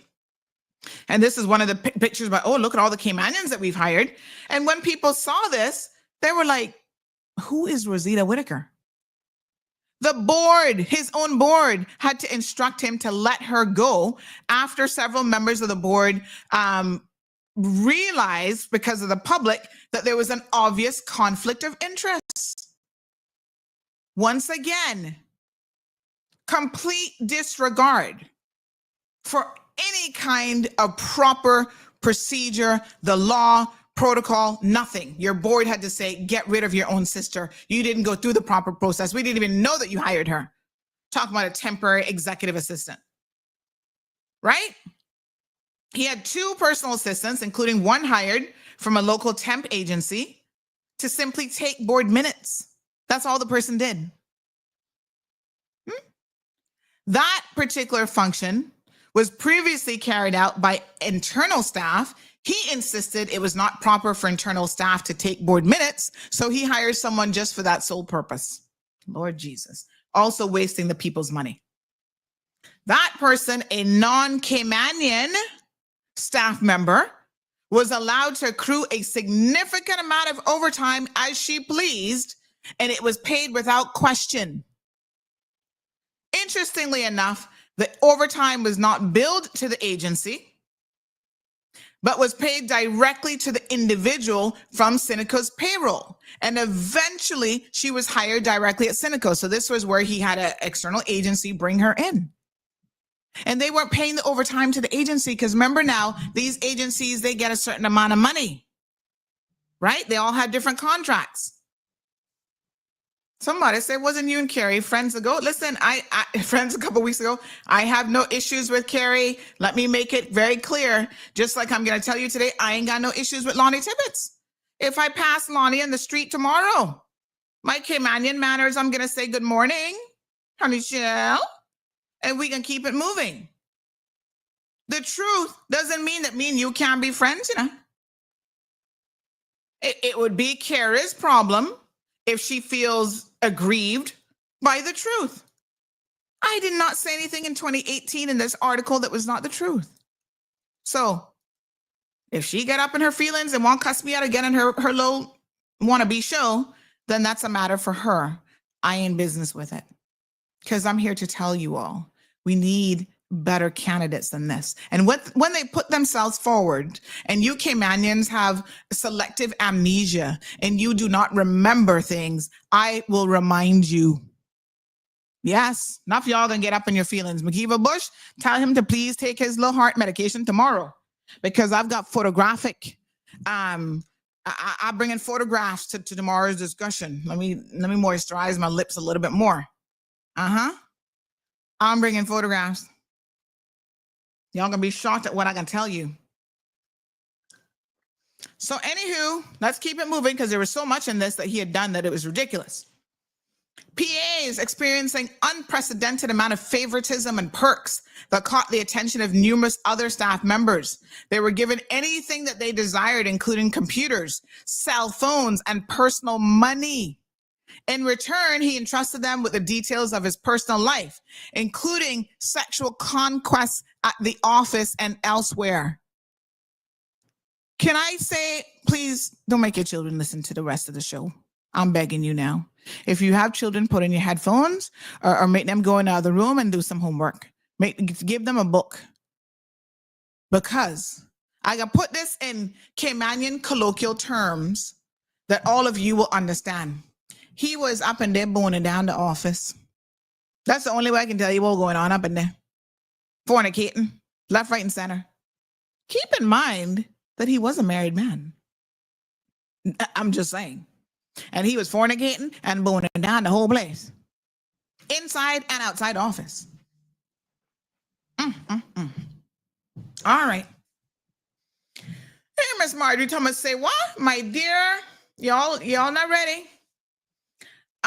One steady personal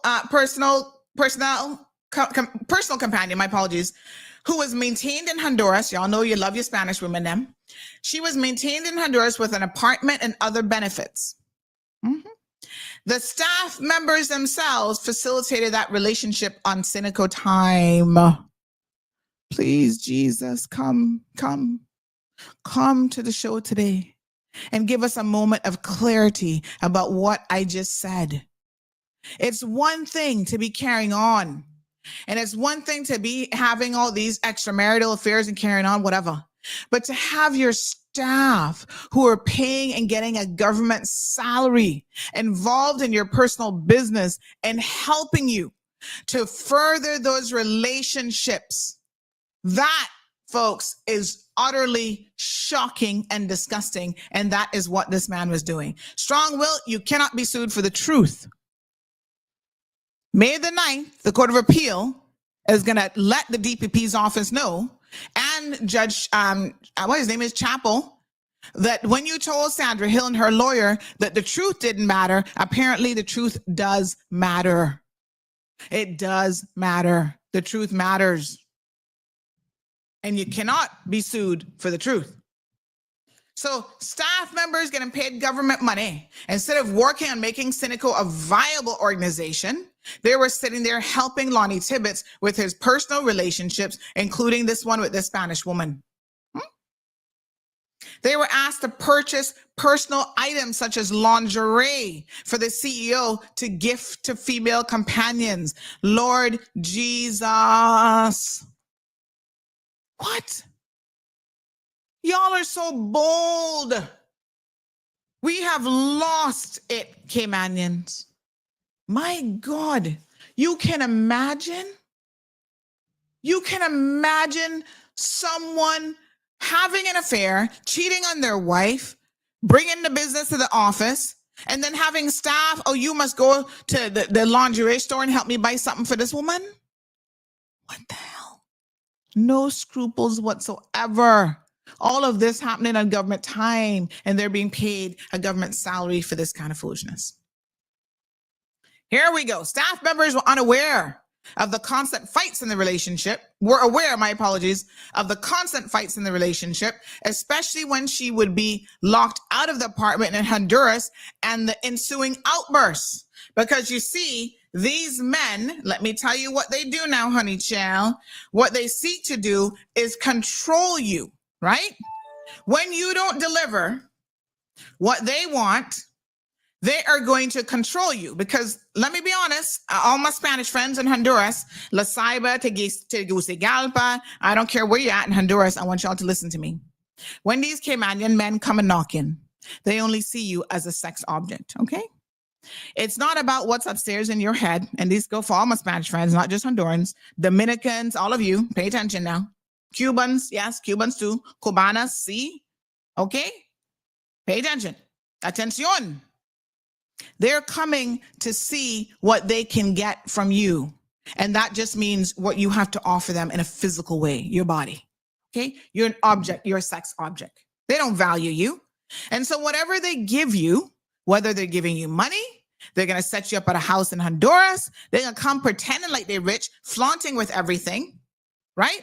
Taking stuff out of the family home, not taking care of their Caymanian wives and children in order to make you happy, giving you cell phone and car and all kind of stuff. They're doing that, but just as easily as they give it to you, they can take it from you. So yes, Carrie is on the brat talking about they got a prostitution ring or something going there. I don't know nothing about that because I'm not seen it yet. But what I can tell you without fear of contradiction is her brother's probably one of the number one customers going there. Maybe that's why she know about it. Question mark. I'm just saying. How you gonna know about prostitution ring and the brat? What are you doing up in there? Lonnie Tibbetts. We know what he been up to. And it not nothing good.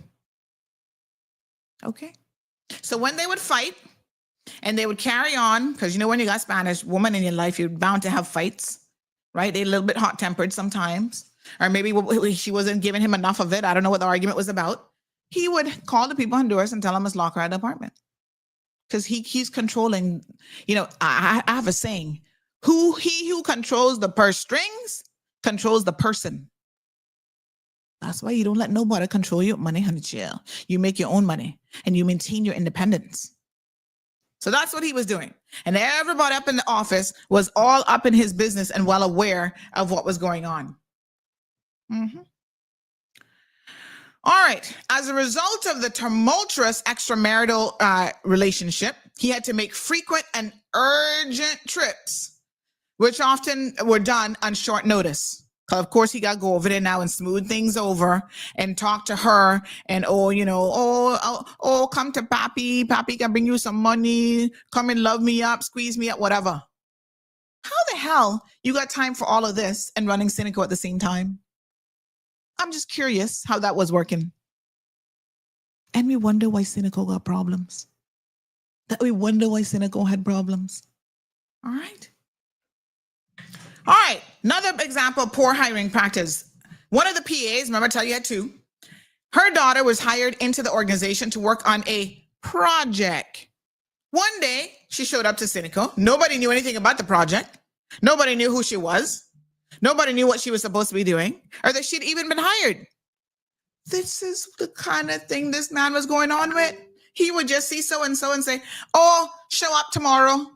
Show up for this project. And that's just how it went. Don't make no sense. No sense whatsoever. The workers there said this was an ordinary occurrence. People would show up. There was no job description. There was no application form, no due diligence. They didn't even know people were hired. A young man was hired and became one of the CEO's personal gophers, running all of his personal errands while on Cynical payroll, going and paying Lonnie's bills. He wasn't the one buying the lingerie, though, to be clear. Let me clarify that. He wasn't buying the lingerie, but he was his personal, go pay my light bill. Go do this for me. Go do that.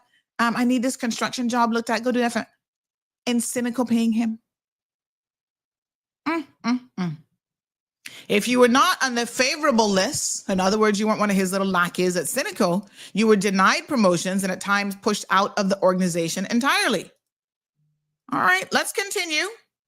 Let's continue to look at his track record. And if y'all think that this is ancient history, you wait until what I'm about to tell you here in a minute, because there's more.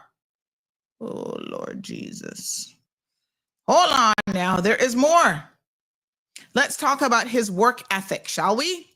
Because, you know, when you hire an MP, you want someone who is going to work hard in the government. Now, they're not all going to be ministers. But regardless of whether they're a minister or not, they have a lot of work to do. And so what would his work ethic be? Well, let's look at his past history, shall we? Lazy is as the day is long. There were concerns about his work ethic as CEO of such a large organization. It was unusual that he would spend a full day at the office focused on Cynical work. Guys, remember now he's distracted by the women, the lingerie purchases, the fornicating, outfitting his office. We soon come to that so he can have other women there at the office. frequent traveling to Honduras for personal reasons, used Cayman Airways Cineco's frequent flyer miles for his travels. Remind me tomorrow to tell you how McKeeva Bush also abused government benefits for himself, his own personal gain. None of this is right. In fact, here it is now. Now, radio listeners, you're going to soon get disconnected, but please join us on Facebook, Instagram, or YouTube.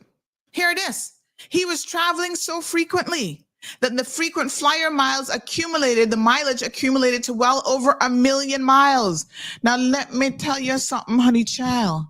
The only person that I know that could possibly have that many is Dr. Ironstone. That's because every single weekend, Dr. Ironstone travels to the States to see his family over there. Any week, any Friday, you see Dr. Ironstone. Don't book no procedures for him on a Friday, honey child. You need an extraction. He's not doing it on Friday because he's going to Miami. He travels every weekend. Good father. He must have 1 million miles or more. But this is what Lonnie Tibbetts was doing on government time. Miles are accumulated from all persons who have Cineco and are sent overseas for medical treatments. And then he was turning around and using those miles for his own benefit. Wow. For several years, staff received Christmas miles as part of an office pool.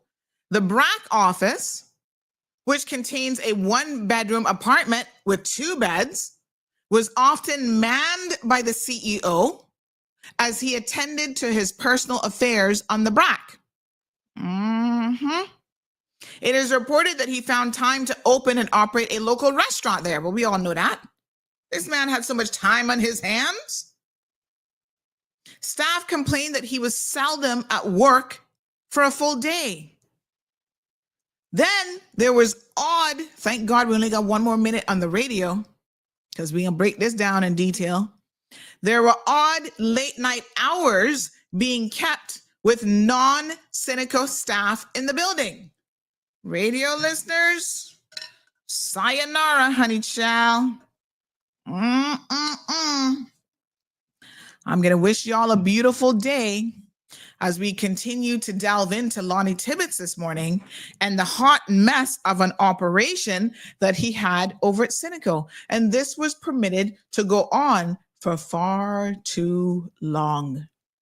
You cannot hire people like this into public office.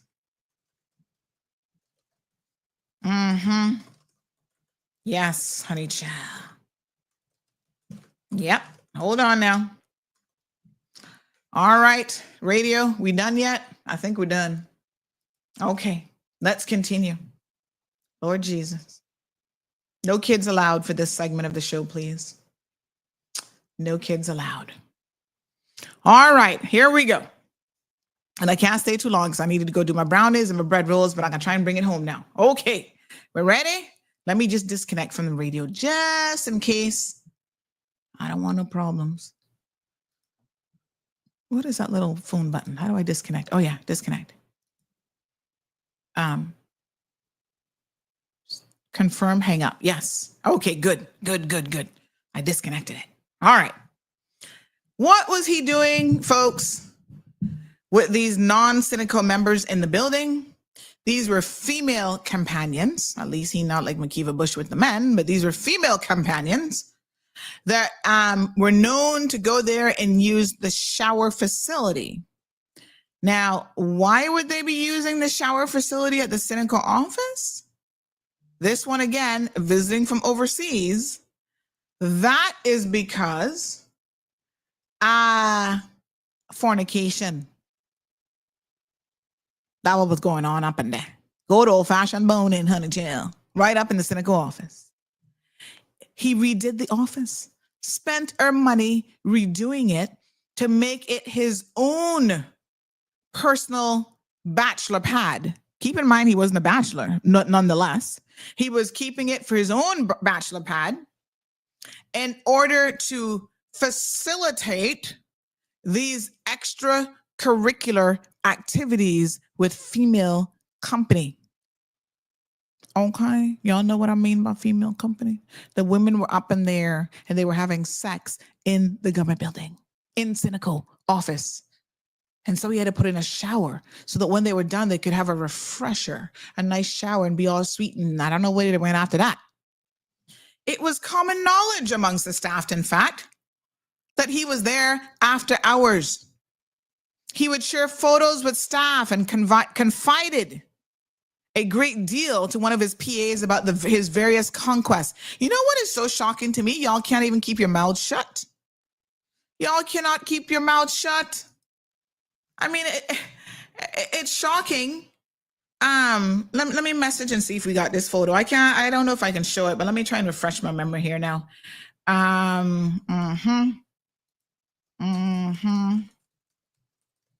Yes. Let's see. But yes, it's so shocking to me because, you know, all right, maybe you're doing these things, but you could at least keep your mouth shut. But they're so proud. They are so proud of the foolishness that they're doing that they go around talking again to these PAs and talking to staff about what they've been up to. I'm just like, my God. Say what? Yes. Oh, photographs. And of course, y'all know that when you have photographs like this in circulation, just like Chris Saunders, he has a whole slew of them that he sends out to his buddies too. Nobody keeps this stuff confidential. I can never look at some of you Facebook acquaintances, because I definitely not calling you no friends if I've seen your female parts. Me and you not friends, honey, jail. I'm not a doctor, and there's absolutely no reason why I should be seeing your female vagina. Okay? And if I have seen it, it's because these same men that Chris Saunders shares these photos with have sent it to me as evidence and proof of what they say. Disgusting. I can't tell you how sick of a sexual person Chris Saunders is. And some of these girls on Facebook, I'm like, oh my God, she's married. She's a mother. Is she making this man do this to her? And I can't get that image. Every time I see you, girl, I see your picture and I see all this stuff on your face from Chris Saunders. I'm like, this is horrible. Oh my God. I can't ever look at you again. Child, when I see you posting something on Facebook, I quickly scroll by. Your photo because that photo is embedded in my brain. Now, let me say this. Apparently his sister has claimed that, the picture of him that I've talked about, which is a photo of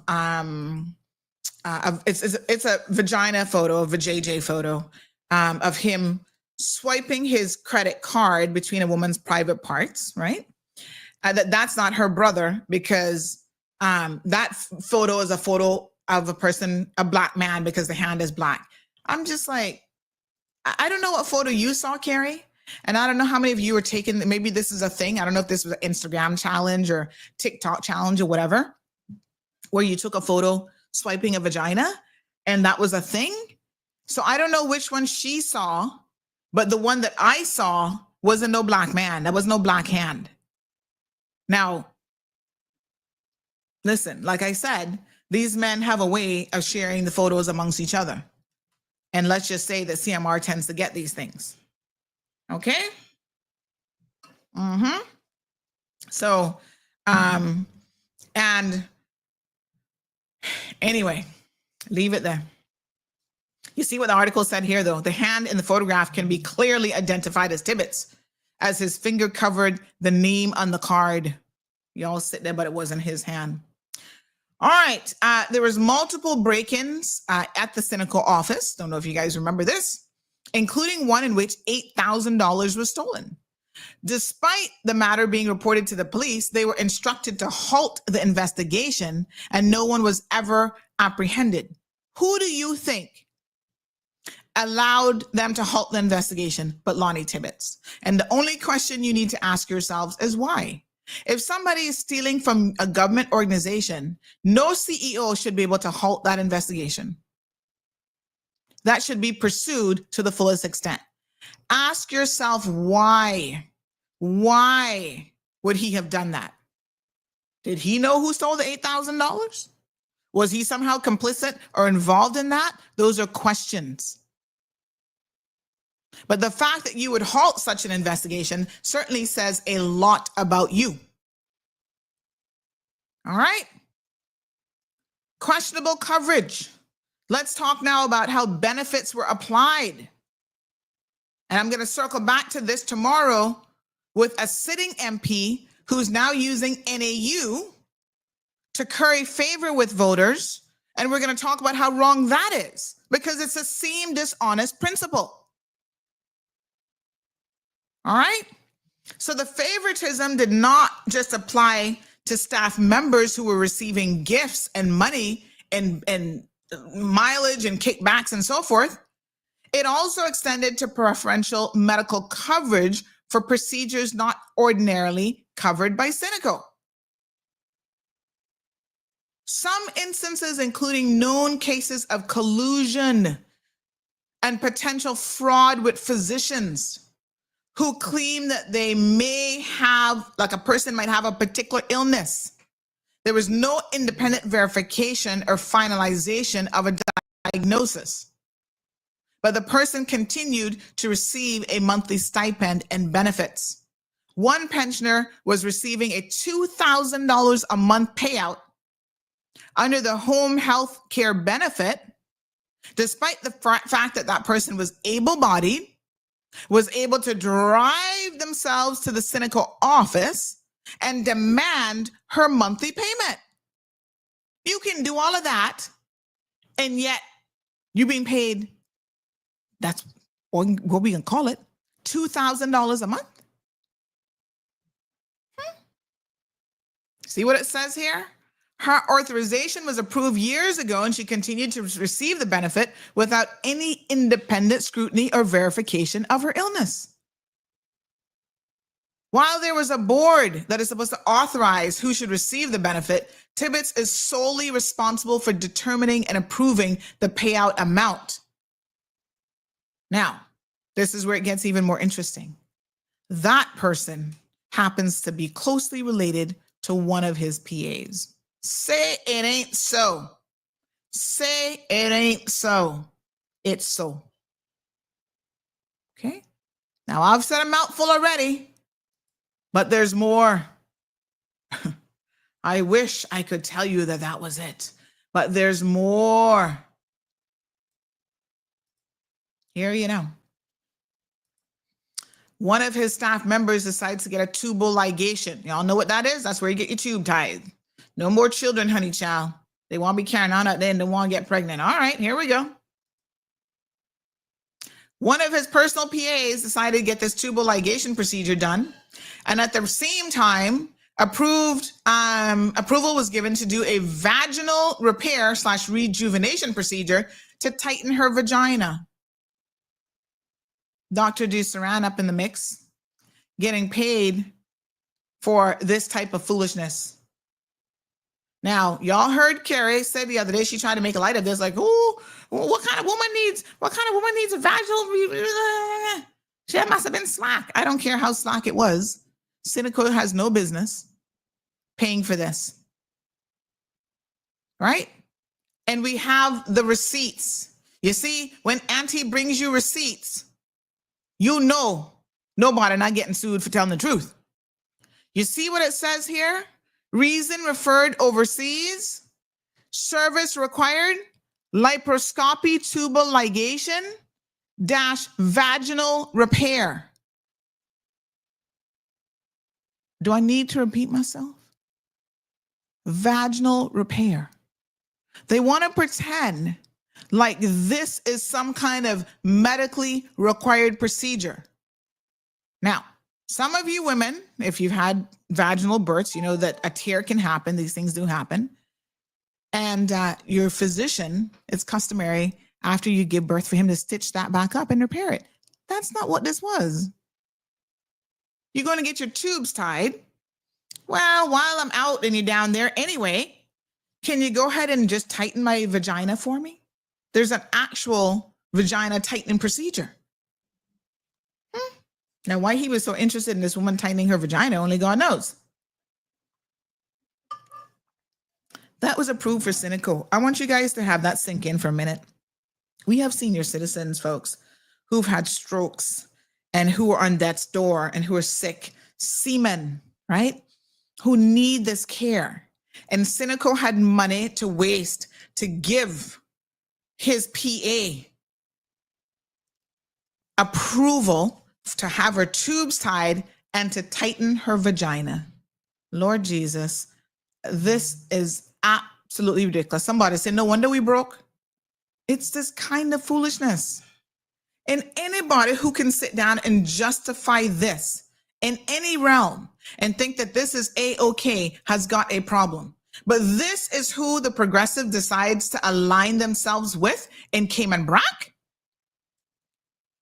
And then they want to talk foolishness. And this happened under their watch. Let's be very, very clear.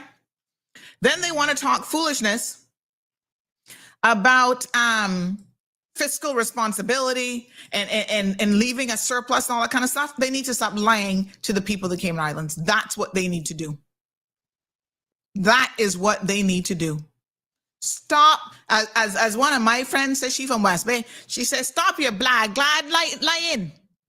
I think that's where blackguarding, some word she be using on me, child. And that's exactly what this is. All right. He had a relationship. Faith say, you owe me a cup of tea. Mine just broke. Listen, I got to get some ice water. Honey, child, I'm almost out of water myself. I'm bringing it home. In another case, there was another former coworker in the labor department that he had a sexual relationship with again. She wanted to get breast augmentation procedure done. And guess what? That was fully covered by Cineco too. Oh, yes. He wasn't just carrying on with women at Cineco. From when he was over at the labor department, he was carrying on with the women over there too. And he had one girl over there. I can't call her name. Poor her. I'm not going to call her name. But boy, she was over there. The two of them would carry on something nasty. And then she wanted to get her breast done. And I guess he wanted something to squeeze. My aunt always says more than a handful is a waste, but he wanted more than a handful. And so Cineco paid for her to have her breasts enlarged. Good morning, Carla. Good morning. I said I had to get on to this. No wonder Cineco so hard at giving people that deserve anything the benefit. Jesus, please, no wonder they were fighting me down. That's why I say, boy, you can hear some things when you're listening. Boy, but I tell them, find the corruption in this island. And I'm glad you bring this out because Jesus Christ, the faith that they were giving me. And all of these things, they're not responsible for them things like that. I mean, boy, I tell you. I mean, if you see me, I got a goosebumps like the sun on the seashore. I can't believe this. I come in, and I finish. Keep listening. One that had to cuss in whatever man I tell you, God, have mercy. If you see the wrong persons get in back, oh Jesus, everybody pray on the 30th of this month. Because I tell you, I am 70 years old and I never hear so much corrupt. My mother never tells me that I want to hear all of these things and I want to be this like this. Lord Jesus, have mercy on us. No wonder this island, I think. Yes.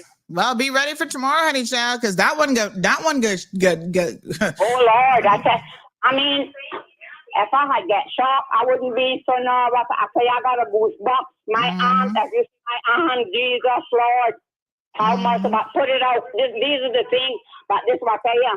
We got corrupted people and we got honest people. And that's why I'm telling everybody, vote TCHT all the way, because they're the only ones out of the world running that got inequality. Are we going completely to hell? All right, keep listening, honey child. What a hot mess. Poor Mr. Henry Orman says, oh my God, Sandy, I have to touch my ears to believe what I'm hearing. And you can imagine, we reported this from 2008. This is not nothing that I'm making up on Lonnie. God knows I would not tell a lie. This man should not even be running. He should not even be running for public office. And yet, there he is. Sean Wilkes says, I need a BBL. Girl, don't mess with them. So Finia said, where he at? Because I need my body done. They fired him. That's where he's at. All right. System issues. In 2015, Cineco settled a $1.5 million payment for 2 overseas lawsuits against them for an undisclosed amount. So we don't know how much they were suing for, but they settled it, $1.5 million, that amounted for outstanding bills for 10 Caymanians that received treatment overseas. So while he was busy doing tubal ligations, vagina rejuvenation procedures, breast augmentations, all this cosmetic foolishness, right? There were people who had bona fide treatments overseas, companies were owed money, and Cineco was not paying their bills. They were not paying their bills. And the companies sued our Cayman Islands government insurance company. What an embarrassment. Do you know what that does to our reputation overseas? Because a lot of times we rely on credit. Like, okay, do the procedure and then we will pay later, right? Life and death, air ambulance. Please take the person out of here. But don't worry, in 30 days and 60 days, the Cayman Islands government, good for it, we're going to pay you. But this man owed so much money because he was too busy doing foolishness at Cineco and not paying the bills that should have been paid. When they sued our backside, 2 different providers, they had to turn around and settle and pay him $1.5 million, one whop. They had system problems that persisted for years. Disgraced HSA board chairman Canova Watson, remember him? In jail right now. He bore the brunt of the fallout over his failed care pay system, which Cineco had jumped up and was adopting too. Research shows that the government continues to lose millions of dollars because of poor procedures at Cineco, and that was linked directly to the decisions made by the then CEO, none other than Lonnie Tibbetts. He also had a reputation for being extremely unprofessional with vendors, right? At times, third-party administrators would visit the Cayman Islands only to be subjected to meetings where they were cursed at and belittled by the CEO of Cineco. Eventually, many refused to come back and deal with him directly. This is who we want, another angry Caymanian man to be head or elected as an MP in this country? We've got to stop electing unprofessional, crazy, like they've been, infected with a virus people. But that was him. Who does that? Even if you have issues within your organization, folks, it's like having issues in your house. When you go out, you act sweet, nice, and professional. You don't carry the arguments with your husband out in the streets and dragging him, in the local restaurant and cursing him out and whatever. You don't have business meetings where you curse and belittle people. Especially people that are coming from overseas. They don't know who the hell Lonnie Tibbetts is. All they know is he is a Caymanian head of an organization, right? Let me connect back. Hold on, good people. I can get your connection back for, hold on. For Instagram, 1 second. Yes. So this is all the stuff that this man was going on with. I'm like, Lord Jesus, what the hell? Every bit of it, I'm telling you, was happening there. I mean, I'm shocked that he lasted as long as he did, because that board looked like they were really giving him a lot of rope to hang himself, and he sure did. So like I said, our brat friend Lonnie, not Lonnie, Carrie might get up in her feelings about this, but the truth shall set you free, girl. The truth shall set you free. That's all I can tell you.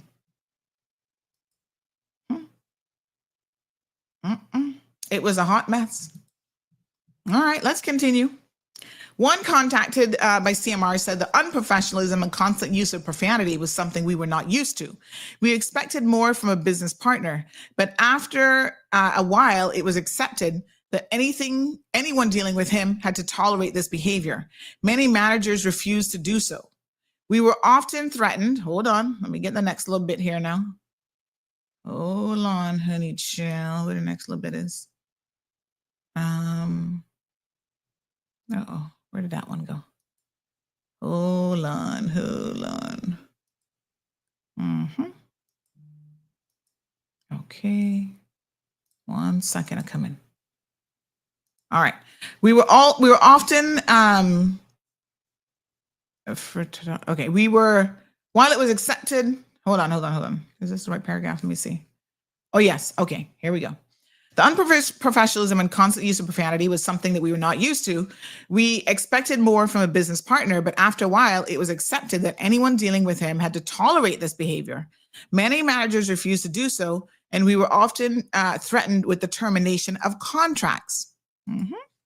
When he doesn't get his way, he's going to cancel the contract. All right. Let's talk about the termination of contracts. That's coming up next. Hold on a second, honey Jill. I tell y'all from back in the day, CMR was writing some very good articles and we were bringing it home to people, but I reckon some of y'all just wasn't paying attention. That's what was happening. There we go.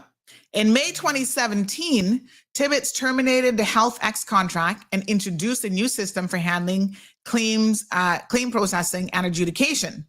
The Health Services Authority was not notified of this.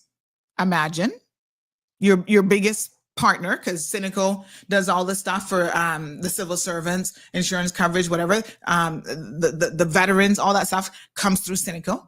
So they make a massive change like this, don't inform the Health Services Authority, and as a result, countless issues or errors persisted to this day, well over a year later. The HSA is essentially still using the outdated system and relying on data from May of 2017. So they themselves can't bill Cineco appropriately for the services back then that were happening. So claims were coming in for people who had long left the civil service and they were no longer eligible, but were still receiving Cineco benefits. You see what happens when you run a shit show and you allow any donkey to get elected to public office? No, I told Miss Stacy to take out that custard top after 5 minutes. I know, right? Can't make that burn up. So this is what happened. So Cineco is paying out benefits for people that they should not have been paying out for. Why? Because of Lonnie Tibbetts making changes, not informing Cineco. You don't just make changes like that. It's just so absolutely disgusting. Now, here's the best part. The providers of that system once came to Cayman and then refused to come back. There was no transitional period where one system overlapped with the other one. As a result, Cineco's administrative staff were left to figure out the system largely on their own because, again, these people do not want to work with Lonnie Tibbetts. To the day when this article was written in 2018, the issues persisted, and as a result, various financial managers within the government were refusing to pay Cineco invoices. In one instance, for example, the Ministry of Education refused to pay over $1 million in claims. You can imagine. Oh my God. Shocking. There's more. There's more. Okay. Here we are. The proof. Let me see if I can pull this in as a screen share. Hold on. The proof here was actually supplied. Let me move this over to my next window. In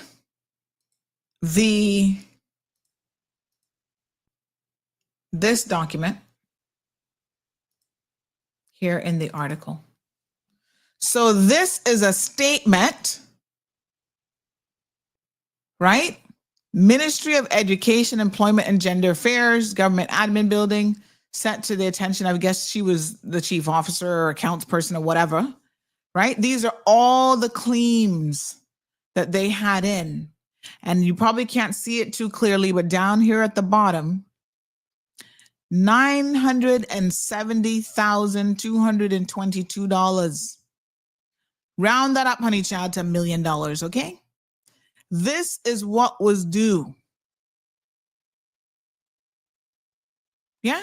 And see what they say here? Seneca is using the July eligibility until the transition to clean system is complete. Foolishness. July, and this was for November. So there's no lies being told here, folks. November, they couldn't tell what was being owed. Between July and November, how many months that is? August, September, October, November, that is 4 months. You know how many people can leave a job in 4 months? A lot of people. And so what you had happening here, folks, is people were leaving the civil service and all these invoices were still coming in for them for November. And they're talking about, oh, they're still using the July eligibility requirement. How can you do that? In what world do you do that? I know one thing. Private insurance, you don't pay that from 1 month to the next. You out of luck. So this reliance on outdated information was causing a loss of revenue for the Health Services Authority. And we always want cuss HSA about, oh, they're not making no money. That's not, well, this is part of the reason why they couldn't.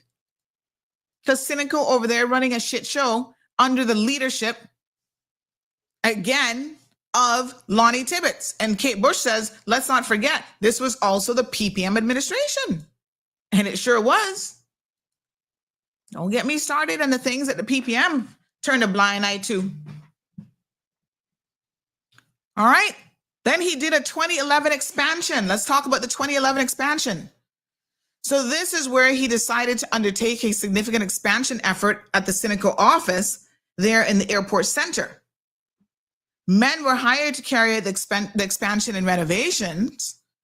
The hired persons were allegedly, follow along, from Tibbetts' previous construction company. Remember how I told you after he got fired, he went back and worked in construction. Once again, helping out his friends. There were accusations of serious overbilling. My apologies, with serious overbilling with no financial oversight. Tibbetts created invoices himself and then gave it to the construction company to bring to the office.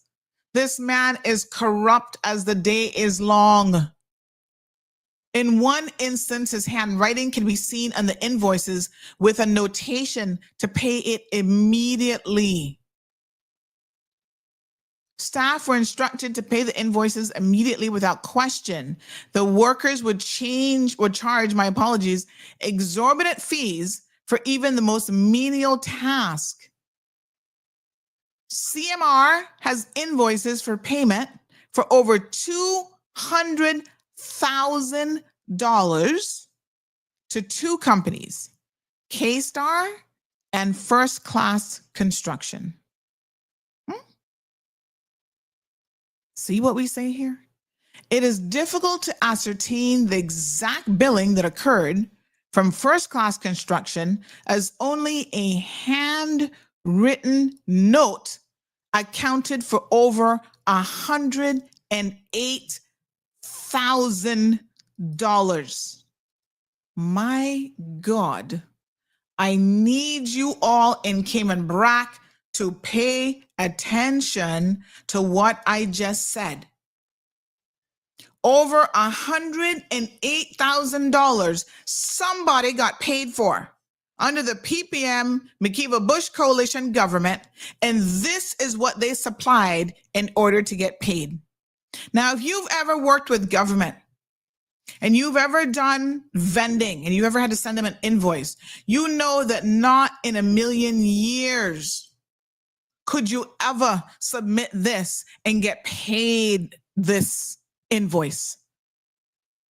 Oh my God, how he was able to do it is shocking. Absolutely shocking.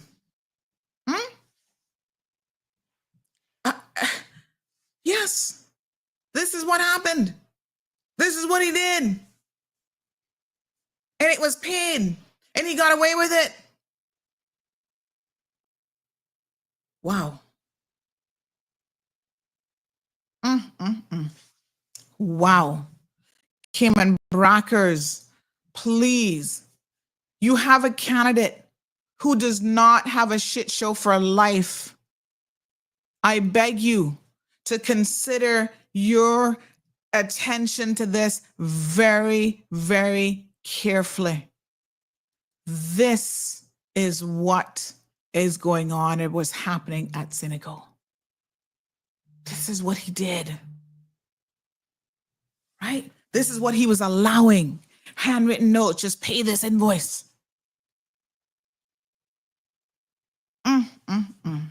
Lord Jesus, take the wheel. Take the wheel.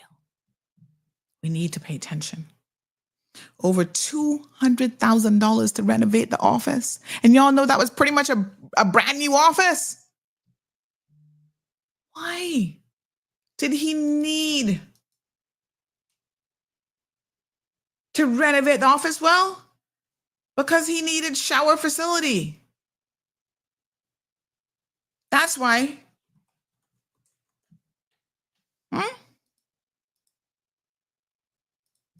He needed to be able to shower and fornicate in the shower, fornicate on the sofa, had a nice, comfortable sofa brought in, high-end sofa put in his office and all kind of stuff. It didn't look like a professional office. It was a hookup location for him and his numerous conquests. In the end, folks, it was his so-called trusted PAs that were his undoing and provided the necessary evidence to end the situation. The board finally said enough is enough and got rid of this poor excuse of a Caymanian manager. It is people like this that we should be ashamed of. Because when we put him in a position of power and he does this kind of foolishness and gets elected to office, and then people don't want to hire Caymanians, it's because of stuff like this. These people make us all look bad. Every single one of us. So make no two bones about it. Casting a vote for him is casting a vote for corruption in this country.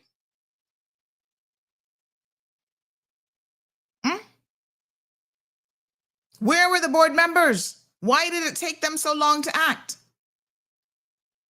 Why did it take them almost 8 years to finally hold him accountable? 8 years during the PPM administration. All this went on. They fired him. What corrective measures have been implemented to fix these issues and to ensure that this never happens again? Those, folks, are the questions that we as Caymanians need to ask. How could this happen? But if you think I'm finished with Lonnie, you got another thing coming. We're not finished with him. Cayman Brac West and Little Cayman,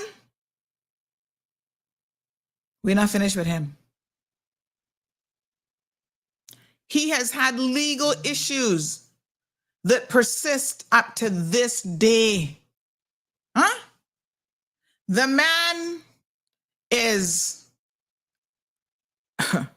well, despite all the fornicating and thing with women and paying for a house in Honduras, apartment in Honduras, this is our next thing, you would think he would be a lover and not a fighter and treat women good, but he also likes to put his hands on women. Yes. He likes to put his hands on women. He likes to beat women up. Shocking. Really? I'm telling y'all today. He has court matters for years in court. And there are more recent ones from last year and even now where he's back in court again for assaulting women. We don't need no more wife beaters, women beaters, girlfriend beaters up in government. We already got one too many up in there now, and we're trying to get rid of them.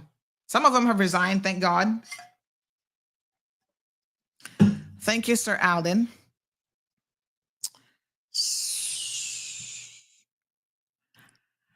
McKeeva Bush, you're next. Honey chill.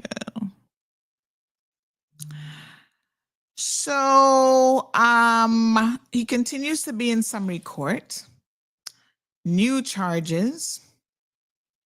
There was this one that dates back to, 2022 that dragged on for far too long. That one at the time was a 3-year-old assault case. And, he vacated it by pleading guilty. He entered a guilty plea. He was originally charged with assault occasioning actual bodily harm back in 2019 when the judge expressed what the judge said was a wholly unprovoked attack. And they did a plea deal with him to lesser offense. The victim, of course, was not consulted about the plea deal. That's the shit that happens over the DPP's office. But the facts of the incident, he was claiming one thing. And of course, by the time they got around to it, I think the key witness already had been rolled over.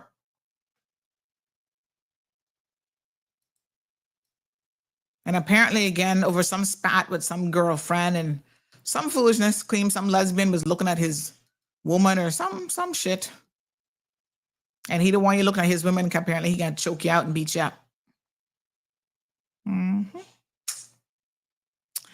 So that continued. But in the meantime, he has additional charges that seem to be popping up on the list in 2024.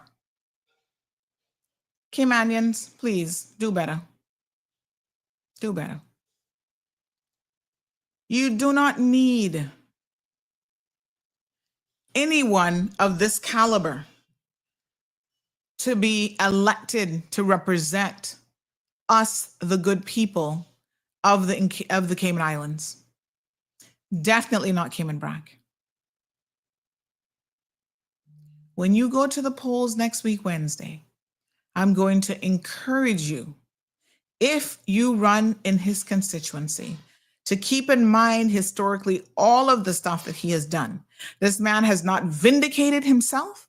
He has never come and apologized to the people of the Cayman Islands. He's never said, unlike others who've come and apologized and said, listen, I made some poor decisions. I'm not about that life anymore. He does not even have the decency to say, yes, I did some wrong. I got it wrong, but I'm a better man for it. And here's why. And I've learned from my mistakes. Instead, we have the likes of Moses Kirkernels, the outgoing representative, publicly endorsing him. We have the progressives getting up and publicly endorsing him. Progressive leadership going to Cayman Brac to put Lonnie Timmets on a platform to say, this is the man who you should vote for better governance in this country. And I'm here to tell you, they have lost their goddamn minds. PPM, you continue, progressives, whatever you're going by these years, talking about 4.0. You're retrograde, negative 4.0. You're going backwards. This is not the kind of leadership that we're looking for. You're supposedly vetting candidates. What kind of vetting process are you in? Because this is not what we want. We want people who believe in law and order, who believe in following procedure, who believe in accountability.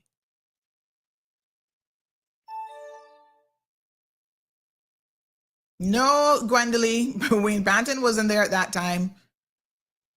2008, Wayne Panton wasn't in office. Hold these people accountable. The same way that the progressives went and got Josh Parsons to run in Savannah when he is a known woman beater, and that's all he does is go around beating up women. And they claim that they vetted their candidates. None of that happened. How can you vet a candidate who was terminated from multiple government jobs, right? And had this whole scandal, wasting government money, spent over $200,000 renovating his office so he could have a concubine studio and all this kind of stuff. How does the progressive support candidates like this? This calls into question their entire party in decision making. There's some people that should never, right, be eligible to even run. They are common thieves as far as I'm concerned. They're wife beaters, right? They have no respect for the things that we claim in this community that we're all about.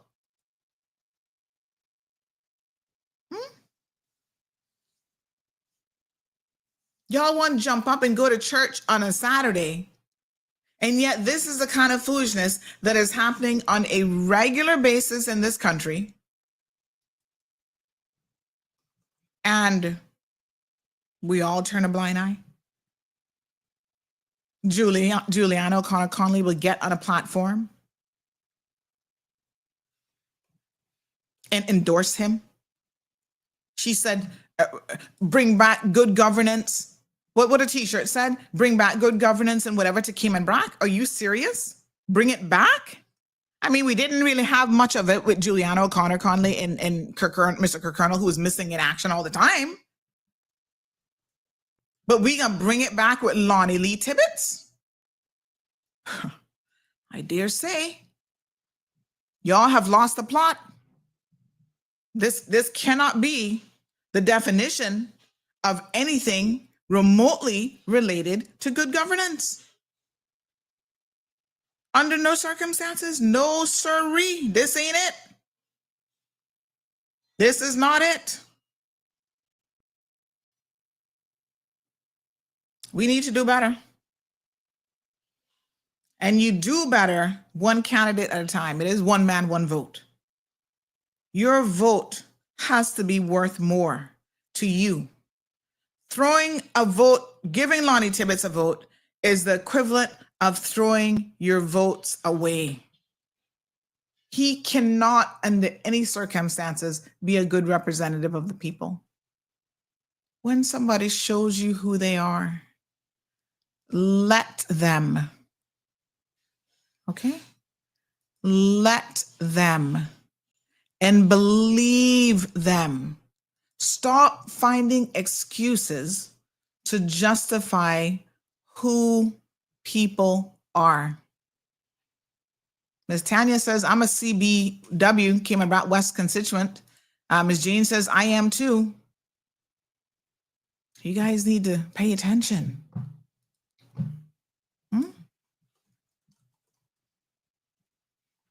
Pay attention, folks.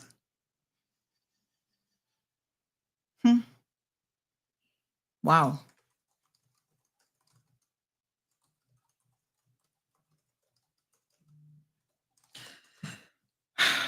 It's a hot mess. It really, really is a hot mess. All right. One down. Tomorrow, we're going to look at a few more. McKeeva Bush, we coming your way again, because West Bay West has an opportunity to put someone in who's a whole lot better than McKeeva Bush. And I don't care what y'all want to claim that he has done for this country. At some point, you've got to see that people are capable of doing both good and bad, everyone, right? And if someone is doing good, some amount of good, but then they're also doing all of these bad things, you can't justify. There just comes a point in time where all the good that they have done is negated by the fact that they continually do bad. You understand what I mean? You've got to look at them holistically in full contextual view of what is happening. No, he wasn't charged with anything, Anne. This is the system that we live with.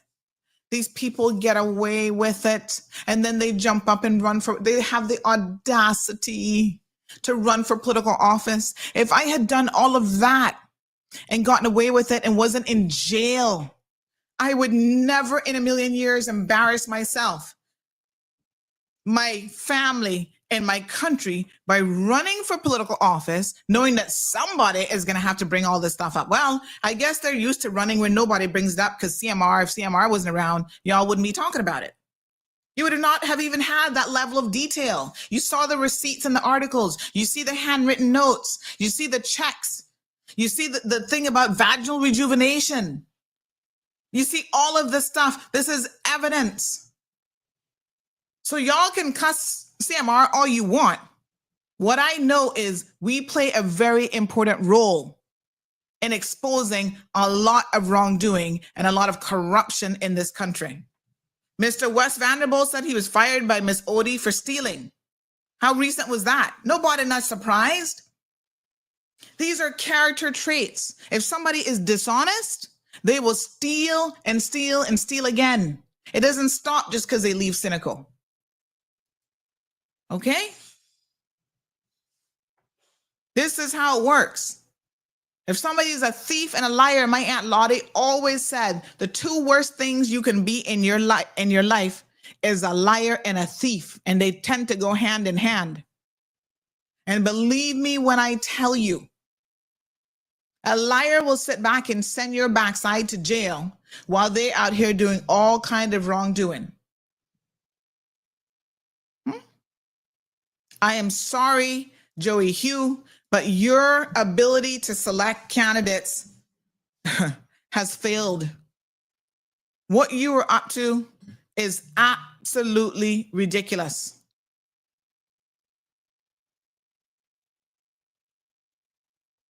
Allard said that we're posting a patient's sensitive medical documents. Nope.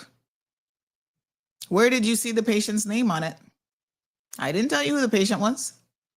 If you look close enough at the actual information, Allard, what you will see, purposely so, the top bit of that was cut out that would have had the patient information.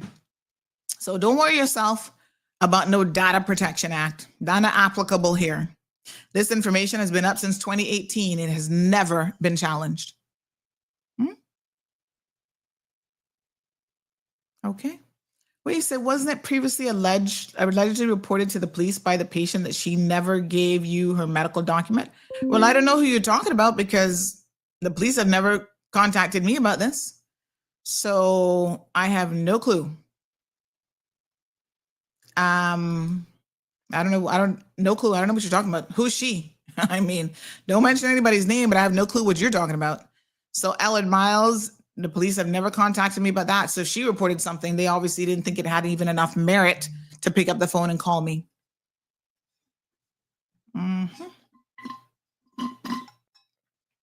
What I can tell you is this was approved and paid for by Cynical. Y'all trying to hide too much stuff around here. Yeah? Stop hiding the truth behind all this foolishness. Data protection, this and that. When you're abusing and misusing government resources and government funds, you think you have any protections and you have rights? Good morning, caller.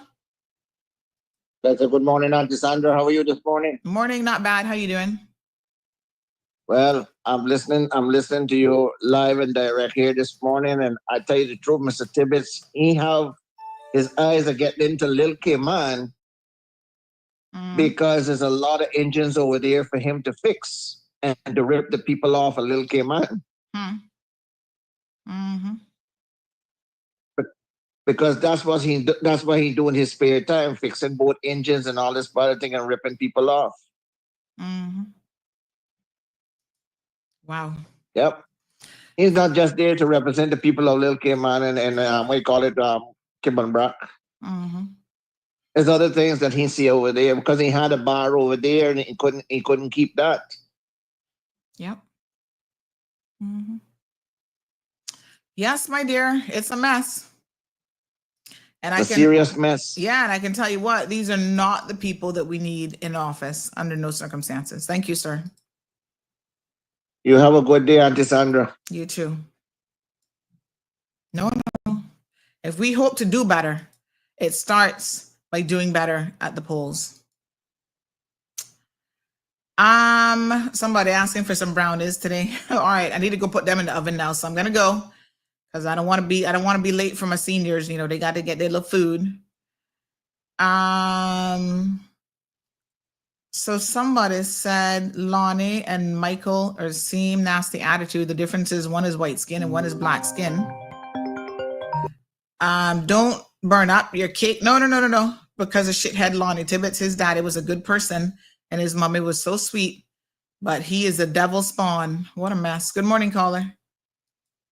Good morning, Sunday. You're still giving them hell, and all of those politicians are running scared from you. Mm-hmm. They only have to be scared if they up to no good, you know. That's true. You know, if you know that you're going to run for politics, why do you create all of this issue for yourself before? Listen. You know, it is so sad. Mr. Dexter, like I said, they have a special kind of nerve to do all of this shit and then have the nerve to jump up and run for office. Because they know it's going to come out. And, you know, is the PPM so desperate to get numbers because there's no vetting? They don't vet anybody. Because if they vetted anybody and in integrity, they would not have Julie or they wouldn't have Lonnie on their team. And others. There's others too. Mm-hmm. Yeah, you know, and the thing about it is that there need to be some form of legislation put in place. You know, Ronnie, let me tell you something. Ronnie has a serious, angry problem, and he would be the last person. You think that John Seymour has a angry problem, and a lot of other legislators has an angry problem. They can't even come near Lonnie. Mm-hmm. One time he was working on my boat. I know this is in but I just wanted to let you know. Mm-hmm. He was working on my engine down at the dock. And he got so angry because he couldn't accomplish anything. He threw about 4 or 5 of his tools in the water. And that's the man that we want. And you know, I hope to God that we get good representation, people that can bring policies, working policies that we can adopt and that will be beneficial to this country. I don't care how much you've done for me or my family. You could be my son if he's running. Because any time that you got to pay somebody to vote for you, you are running scared. And that is corruption. That is the deepest core. Mm-hmm. You know, we have so many good people that is now running, reputable people. And that is, I hope to God that people take these into consideration. People are qualified to represent us. Yep. Anyway, thank you. All right. Speaking about little kids that Lonnie had at we call it the insurance company. Mm-hmm. A teacher asked the class, "What's the difference between a call girl, a girlfriend, and a wife?" Mm-hmm. Little Johnny raised his hand and said, "Prepaid, postpaid, and unlimited." A girlfriend. Say that first part again. The teacher asked the class, "What's the difference between a call girl, a girlfriend, and a wife?" Oh, Little Johnny says, raised his hand and said, prepaid, postpaid, and unlimited. Oh my Lord! All right, honey child. Thank you for the joke. I can't wait for this. You know, keep the pressure on the PPM. Keep the pressure on people that has no moral, no decency, no honesty, nothing. You are a godsend, and people will tell you, oh, you know, you hear these Christian people who go to church. Oh, how can Julie say that? How do you know that she said it if you did not listen to CMR? Just turn it off if you don't want to hear what you got to say. Yep. Anyway, thank you, my dear. You take care. I appreciate it. Bye. All right. Bye-bye.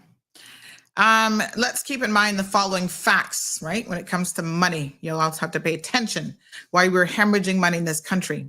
Cineco's operating expense for 2009 was estimated to be exceeding $90 million, and that did not include an additional tens of millions of dollars per year for medical emergencies locally and overseas. This is something, again, that is paid by the government, AKA the taxpayers, AKA me and you and our future children. The board members who are appointed by cabinet receive remuneration well over $50,000 per annum. That has probably gone up since then because these are 2019 figures. Okay? When they fired Lonnie Tibbetts, they provided a 2-sentence press release from Government Information Services, another ineffective agency in most instances because they're just a mouthpiece for the elected arm of government talking pure nonsense. Did not include the nature of the investigation, who they were investigating, what were the results. It didn't even mention Mr. Tibbetts by name. What kind of foolishness is that? Didn't contain any signatures. Didn't say what the next step was going to be for an entity that no longer had a CEO. And he was there for 8 years, masquerading as CEO because he really wasn't doing the job. And come and see what his remuneration package was there. How much money we were paying him, all the benefits. They insult our intelligence, folks, when they do this sort of foolishness. And unfortunately, the people of the Cayman Islands sit back, and you're lucky if there's a whisper amongst ourselves. We just sit back and take it. Enough is enough. We need better accountability in government across the board.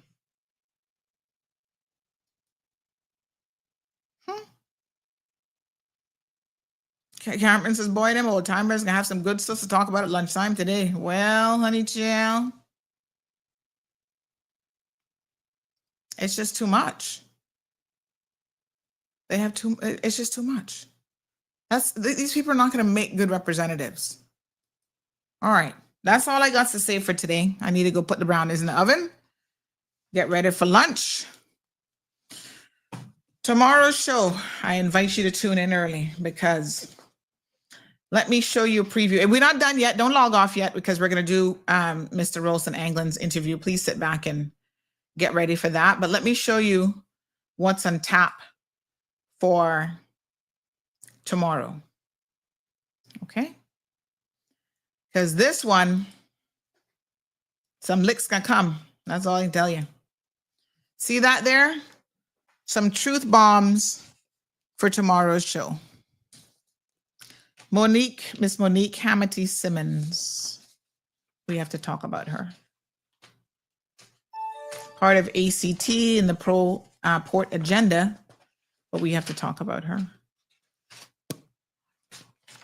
McKeeva Bush, some photographic evidence and additional information. So we got to bring the truth home about him as well. I got Lonnie out of the way today, so that gives me more time to focus. Gina says, good morning, Cayman. Jesus, take the wheel. Can Cayman afford to have all these dishonest people in our House of Parliament? I'm going to say unequivocally, Ms. Gina, under no circumstances can we afford to do that. I will bring you the truth, and then you have to decide what you're going to do with it. I got to put up my hair and go put on my hairnet now and go make them brownies, chill. All right? My Aunt Lottie used to say the truth will set you free, Sandy. And I tell you what, there was a lot of beatings I could have saved myself if I didn't try to lie about it. Because when she said, were you eating Snickers in your room again? And I'd be like, no, Aunt Lottie. She said, get that board for me. I said, oh, Jesus, not again. My behind gonna be so sore. She said, yeah, you can get beat because you lied. Not because of what you did. If you just admitted it, own up to it and take responsibility. But she said, I gotta beat the lies out of you. And I said, oh, Jesus. That's why now I can't take a liar, honey, chill, because Aunt Lottie would beat it right out of you. She gonna beat the devil out. You better stop with your lies. And really, honesty is the best policy. I've found that, like I said, we all make mistakes. We all make bad decisions. We all screw up. We do shit that we're not proud of. And then you say, all right, I'm messed up. Jim says we're going to have a mimosa morning. Hi, hot tamales. Folks, Rolston Anglin is your candidate, one of the candidates for Georgetown, for West Bay North. He's running in the constituency. And so we had an opportunity to sit back and speak with him. Please get another cup of Milo, get another cup of tea, sit back and enjoy this interview with none other than Rolston Malachi Anglin, your candidate. I believe he's number 1 on the ballot, and get to know Rolston a little bit more.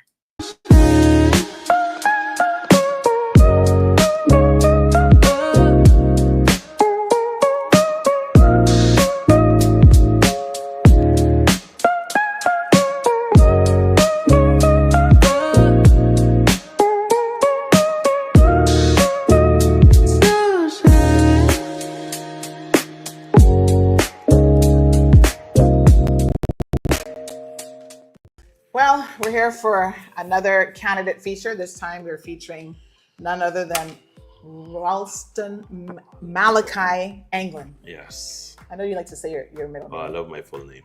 Why do you love your full name? Where does the Malachi come from? My father. That's my dad's first name, and it's the last book of the Old Testament. It's a minor prophet. So Old Testament ends in the book of Malachi. And I would not have come near meeting him age-wise, but my dad's grandfather's name was Malachi. He was Malachi as well. Yes. So it's sort of a generational. Yes. You're passing it down a little bit. Okay. Yeah. Nice. Very good. As a teen, as a youngster and as a teen, I didn't like it too much because it wasn't a cool middle name. Yeah. But by the time I got into my early 20s, I loved it. You embraced it. Yeah. Absolutely loved it. So. Nice. And did your dad actually go by Malachi, or did he have like a nickname that he was known so by? he goes by his middle name. So he goes by his middle name, McLaren, or Mac, as a lot of people call him. And so he gave my eldest brother, his first child, McLaren, as his middle name. And then I came along as the baby of the bunch and got the first name as my middle name. I gotcha. So, okay. So that was really known as McLaren. Right. That's what everybody knows him as Mr. Mac. Yeah. All right. Well, we're going to talk about your history a little bit growing up in West Bay, and we want to know what kind of kid you were. Troublesome? I was should ask you that. I was talkative. Well, there's a shocker. There's a huge shocker. Loved talking, and so loved all the typical things: fishing, going on the iron shore and getting wilks, building gigs, building kites. All of that stuff was just my upbringing in Northwest Point. And so, like all boys, of course I got into mischief, right? But I was one of those that was a quick learner. Okay. So if I did something once and my mother beat me, I didn't do it again.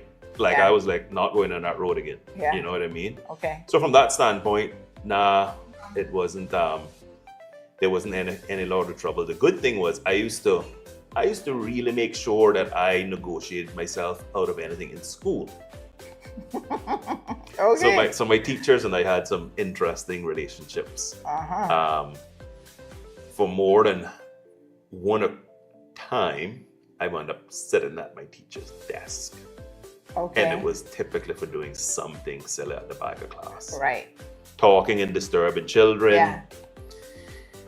Getting the straw out and firing spitballs at people in the front of the class and Oh, getting boy. caught, you know. Yeah, So yeah.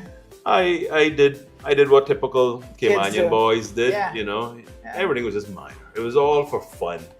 And, you know, I'd always try and make sure that they didn't, there was no reporting stuff home or anything like that. And you know what? You knew what Yeah. the consequence of that would be. Your mom Yeah. was serious with disciplining. Yes. Yeah. Yes. Who was the more of your parents? Who do you think was more of the disciplinarian? My mother. Mom? Yeah. My mother. My father only beat me once. My mother beat me multiple times.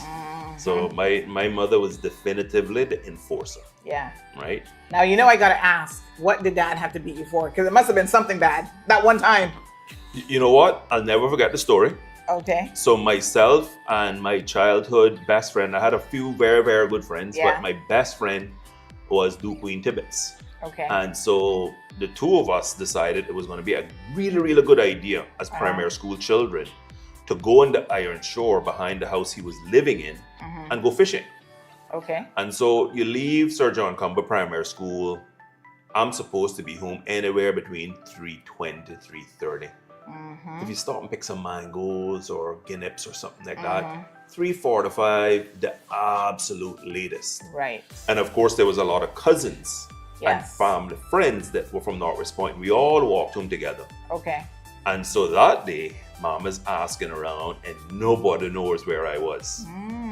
So Duke Queen and I had decided we were going to go fishing. And so we went fishing on the iron shore. And I then decided I'm tiptoeing home after 5 o'clock. I'll never forget. And Mama, as the old people would say, she went up and she came down. And so she said, you wait until your father gets home. But I felt good because I was like, Dad has never really beat me. So I was like, got off. I'm good. And so that day, Mama insisted that Dad beat me. Oh, wow. She's like, McLaren, you know what he did? He didn't get home until almost 6 o'clock. Had me worried to death. And of course, he's just shocked. He's like, got home after 6 o'clock. Right. And of course, you're in primary school, right? Yeah. And you know what? What the real tragedy of that story was? No fish. You went fishing, didn't catch anything? We didn't catch anything, right? Oh, because I had man. this big plan in my mind. I was like, you know what? Even though it was getting late, I was like, I'm going to catch something. Okay. And when I take that home, that's going to make everything better. Because if I can Yeah, go shot home, with fish. Yeah, if I can go home with a fish, then I'm going to be good to go. Well, yeah, the two of us caught nothing that day. And that was just one of those stories that I'll always remember it. Yeah. You know? And so you got one from him. Was it as bad as the ones that you get from your mom? Like, how did it compare? Oh, no, Because your mother was a professional. She sounded was like enforcer. she sounded like she knew it. Because he didn't want to do it anyway. Exactly. So he was probably just tapping you a little bit, you know. No, Mama And you was did some enforcer. pretend tears, make it look good. Mama was the enforcer. Definitively the enforcer. So, but no, growing up in Northwest Point was an absolute dream. To grow up on a family homestead, right? And a lot of times people these days can't imagine what that's like. And so I grew up with my grandpa Alexander Power's final homestead. And so, as we were chatting a little bit earlier, it's a tract of land. My mother's house, my Uncle Livingston's house, my Aunt Mary's house, my Uncle Glenn's house. The empty lot on it is only just recently got cleared, actually, because the sibling that was for already had a home. And so she just kept it to be able to pass it on, right? And so she passed it on to her granddaughter, actually. And so growing up with all your first cousins, that's a really, really cool way to grow up. And then all of the other kids in the neighborhood, some would have been some sort of distant family, but not really quote unquote family per se. And so that was great. I mean, just that sort of upbringing is something I would never trade. I wouldn't trade that for anything in the world because, you know, you really, really got that surrounding. And it was, I think at the end, the last of a village to raise a child, right? Or children, rather, not a child. So we all had a great upbringing. And that part of West Bay, back then, you know, where Bonnie's Arch is, Clan Creek is, the Dolphin Point condos, that was empty. And so that was all prime fishing spots. Like we would just fish out there and we could catch our squabs, grunts, mangrove snappers. Every once in a while, if a school of jacks swam by and you knew what you were doing, you could catch some jacks. And then a lot of the men actually fished, right? So they had boats. And so once you got big enough, you could then go out on a boat. Wow. Right? I'll never forget. Until I became about 12, I wasn't allowed to go on the main road by myself. So I could hang out in the road, the side road that I grew up in, but I couldn't go up on Norris Point Road because that was for the big children, right? That was for the big children. And so you knew you had arrived when you could go, or my mother would allow me to actually use my bicycle and go to the neighborhood corner store. So that was a very, very different era and a different way of being raised. But it was one that really, really helped shape me as a person, you know. Now you mentioned that you were the baby, so you were the youngest. Yeah. How many siblings do you have? So it was 4 of us. 4 of you. Okay. It was 4 of us. And you're the youngest, and you're a boy. Yeah. So I'm guessing you've got. I know you have one sister. Any other sisters? No. So it's So 3 just the one boys, sister. 3 boys and a girl. Okay. And so yeah, And what's the age difference between you and your siblings? Like the first one was how much older? No, it was a big gap. So my eldest brother was 9 years older than me. Okay. The next brother is 7 years older than me, and my sister's almost 6 years older than me. And so in reality, my parents thought that they were done. 2 boys. Yeah. Wound up having a girl. And now everybody, because that was the thing back then, right? Most people Yeah. want to have at least 1 boy and 1 girl. Yeah. Right. And so 5+ years later, it was ta-da, along comes me. And so yeah, I was that proverbial the last accident child. So it wasn't planned, you know what I mean? Yeah. I used to always say to my mother, yeah, you left the best for last. She would have a laugh. But, And how did that because obviously where you fall, I think, in birth order can have some real impacts on how you're treated in the family. Being the baby of the family, do you think that your siblings, I know you said your mom was definitely a disciplinarian, but did your siblings spoil you? Like, do you find that they were like, don't mess with Raleigh at school, or we got to take care of you, or what was that? What were the dynamics of your sibling relationship with them? So I was the definitive baby of the family. So my father came home from sea in 1980. So by then I was 8 years old. But up until that point, my eldest brother, was definitively the enforcer in the family, right? He beat me. So he there was a couple of times where I, as they would say, got up to some mischief, and he stepped in and he took over for mama, and he said, nope, enough is enough. You're not getting away with, you're not supposed to do this, sort of thing. And again, that can happen when you're almost 9 years older than your sibling, right? And so the other thing that he did was he was definitively the type of person that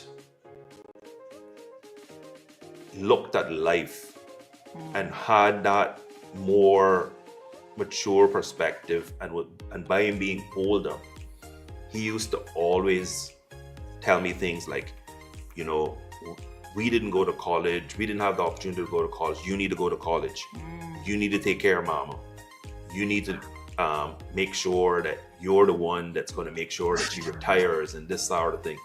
And when I look back on life, it was such an interesting dynamic and a perspective, because it just had that constant presence. He also was the one that would always be on me about, you don't do this, you don't do that, all the do's and don'ts, right? Some people these days will say, oh, well, you know, you get young people who smoke a spliff. That's unfortunately, in my opinion at least, something that's much more common in the world today. Whilst that was a thing back then, he told me straight up, that's a no-no. And he would tell me, I'll beat your, if you ever do it, right? So he taught me a lot of lessons as an older brother. My second brother was the joker in the family, and all he ever did was tease me. He was a teaser, and he always liked picking and that sort of thing. My sister wanted a baby sister. Surprise, surprise. Yes. And so what she would do is, I used to have, my hair was a lot softer back then, Sandra, and it used to grow pretty long. And so she would, I can remember being 4 and 5 years old, and she would take me in, and she would put my hair, and she'd take a little twist and put a little cord in my hair, and my mother would see it, and she'd be like, Dina, leave that boy alone, sort of deal. Yeah. But that was how that dynamic evolved. And then my sister then, because she was the closest in age, she became the one that actually then took over and started really showing me a lot of stuff, talking to me about a lot of stuff, about life, and just different things, right? About life, and giving me, you know, the other life lessons that I take real until this day. So your eldest brother, it's almost like because your dad was out to sea, he was kind of the replacement man of the house, so to speak. Yeah, and that was the dynamic back then, you know. Whoever was the oldest boy was in charge. Right. That's who was left in charge, right? If there was an oldest, if there was a, whoever that oldest child was, but especially if it was a boy. Yeah. He was seen as... picked up the slack, so to speak. Yeah. Absolutely. Yeah. Now, if your dad didn't come home until you were 8, do you have many memories of him before then when he would come? Because I'm assuming he would do it based on whatever schedule he was on, in and out with the ships. Yep. So I remember Dad coming home, and I also remember, of course, going to Tampa, and that's where my connection to Tampa started. So because his father, whilst his parents were divorced, his father had relocated to Tampa. He had an uncle that really helped with raising him and his siblings. He had a deep connection to Tampa, and my dad, his elder sister, moved to Tampa in the 60s. Oh, wow. And then his baby brother moved in 75. We were taken on a trip to Tampa where we were supposed to be looking for a school for us. And for varying reasons, my mother didn't like the plan and came back home. And that would have been in 1978. And then a couple of years later, Dad came home from school. So I got to see... Came home from sea. From sea. Yeah. And so my first trip to Tampa was 1976. Wow. Believe it or not, Sandra, I was 4 years old, but I still remember that trip. I still remember that trip like it was, or things on that trip. And I guess because they say that with humans, some of those, either through trauma, for me it wasn't trauma, it was just sheer excitement. And that's why I remember things on that trip. And then, so is that why you're a Tampa Bay Buccaneer fan? Course. Because of your Tampa? Oh, Okay. of course, those are... Because I don't know if you know this or not, but I grew up in Tampa. Okay. But this would have been the early 80s. So right. I went, I think, in 82. And then I was there for 15 years. Okay. So it was after I finished USF that I came back. So I saw a lot of transition in Tampa's growth. And even now, when I went last year, I was shocked. Like, oh my God. Wild. It's wild. It's so different. But like my eldest cousin that's still there lives up in New Tampa. Right. Whole different area that before was just bush. Area. Exactly. That was the boondocks. Yeah. Those were the boondocks. Yeah. But yeah, so those would have been the early memories. And of course, the thing from one of the things was our family were a wrestling family and a card playing family. Loved wrestling, loved playing cards. And, you know, a lot of people may not know this unless you're a WWF fan, but Tampa was the hub of so much of that. That's right. I remember the first time I saw him. You're gonna have to help me remember his name now. He lived in Tampa. Was it Hulk Hogan? Oh, the other one with the white hair. Dusty Rhodes. Dusty Rhodes. Dusty Rhodes. The first time I saw him out somewhere, I was like, oh my God. Like, that's right. So Tampa, so there was Tampa Championship Wrestling, Southern Championship Wrestling, and then Tampa Championship Wrestling became Championship Wrestling from Tampa. So Tampa was a real hub for wrestling, and it was an NWA, National Wrestling Alliance territory. So I kind of grew up an NWA fan more than WWF initially. Right. So I really loved the Dusty Rhodeses, the Mike Grahams, the Briscoe brothers. Yeah. Those are the wrestlers that I loved initially. And so because of that love, the excitement for me for when Daddy would come home would be, he had this thing where he would always, if he got home and I was at school, he would ensure that whatever wrestling books he bought, he would hide them somewhere. Because he knew that I was coming to ask for wrestling books. Did he bring any wrestling books back? Okay. And so that was always an exciting time. And one of my earliest memories of that, when you mentioned, do I remember any of the trips, was this one time where I was looking all over the place and then it clicked. I said, let me go find his suitcase. And that's where he had left the wrestling books, was in between some clothes in a suitcase. And believe it or not, Sandra, I still have a wrestling book. My earliest wrestling book is 1981. Wow. That might be a vintage book now. You never know. It is. In its original form, it is. It is absolutely vintage. Wow. So I have tons of wrestling books from the early 80s, 81, right up to 80, 88, 89. I was surprised I found a wrestling book in 90 because by then I had really dropped off watching wrestling. So I just couldn't lend myself to the make-believe anymore. So you grew up. The fairy tale was over. Yeah, I grew out of it. And then for me, the storylines got so ridiculous. Yes. I was like, who was pitting against who? But, yeah. you know, a lot of my Saturdays, I remember sitting on the sofa with my uncle. We had a dog named Prince. Prince would be curled up next to me. As a matter of fact, to this day, I have a bite mark? finger. Yeah, I got a scar on my finger from where, I think it's this one, where Prince bit me because we were all there watching WWF. That was our Saturday afternoon thing. My uncle worked half a day. Then he'd come home and that was what you did on Saturdays. And something was happening on the TV and yes, get him! And he basically scared both Prince and I. And Prince just jumped and the first thing he grabbed was my finger. So, you know, I got a WWF scar. Although I've never been in the WWF, but yeah, So did you ever go to any live shows? No, we just watched it on TV. No, so listen, the Armory in Tampa. Yes. Which was the Barracks' gym. So I got to see tons of wrestling at the Armory. USF's campus, the Sun Dome, I think it was called. Right. So I've seen Hulk Hogan in real life.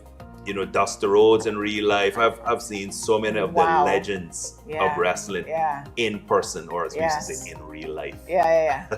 Because I just caught myself. That's another old Caymanian way of saying things. Now it's live. People say, well, you saw it live. Yeah. Back then we used to say in real life. Yeah. Like there's a fake. Exactly. Oh my gosh, some amazing Tampa memories.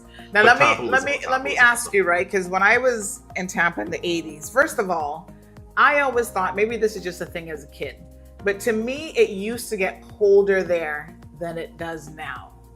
So it would drop in the teens. I remember when I first started at USF, one winter it was so cold and they were always trying to protect the citrus because that was a big industry in the area. So they would put the sprinklers on to try and pre-freeze them before the cold hit. But I always thought, you know, probably just a Caymanian kid, wasn't used to the cold anyway.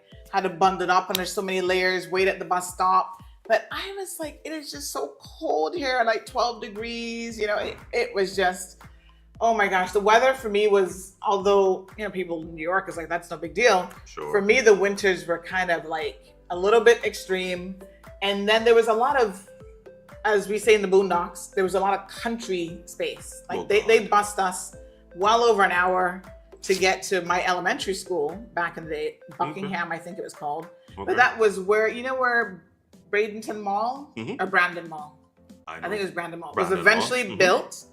When I was there in the early 80s, there was nothing out there but cow pastures. That's right. And there was a school, so they sent us that elementary school. Once you went past Bears Avenue, That it was was boondocks. Absolute boondocks.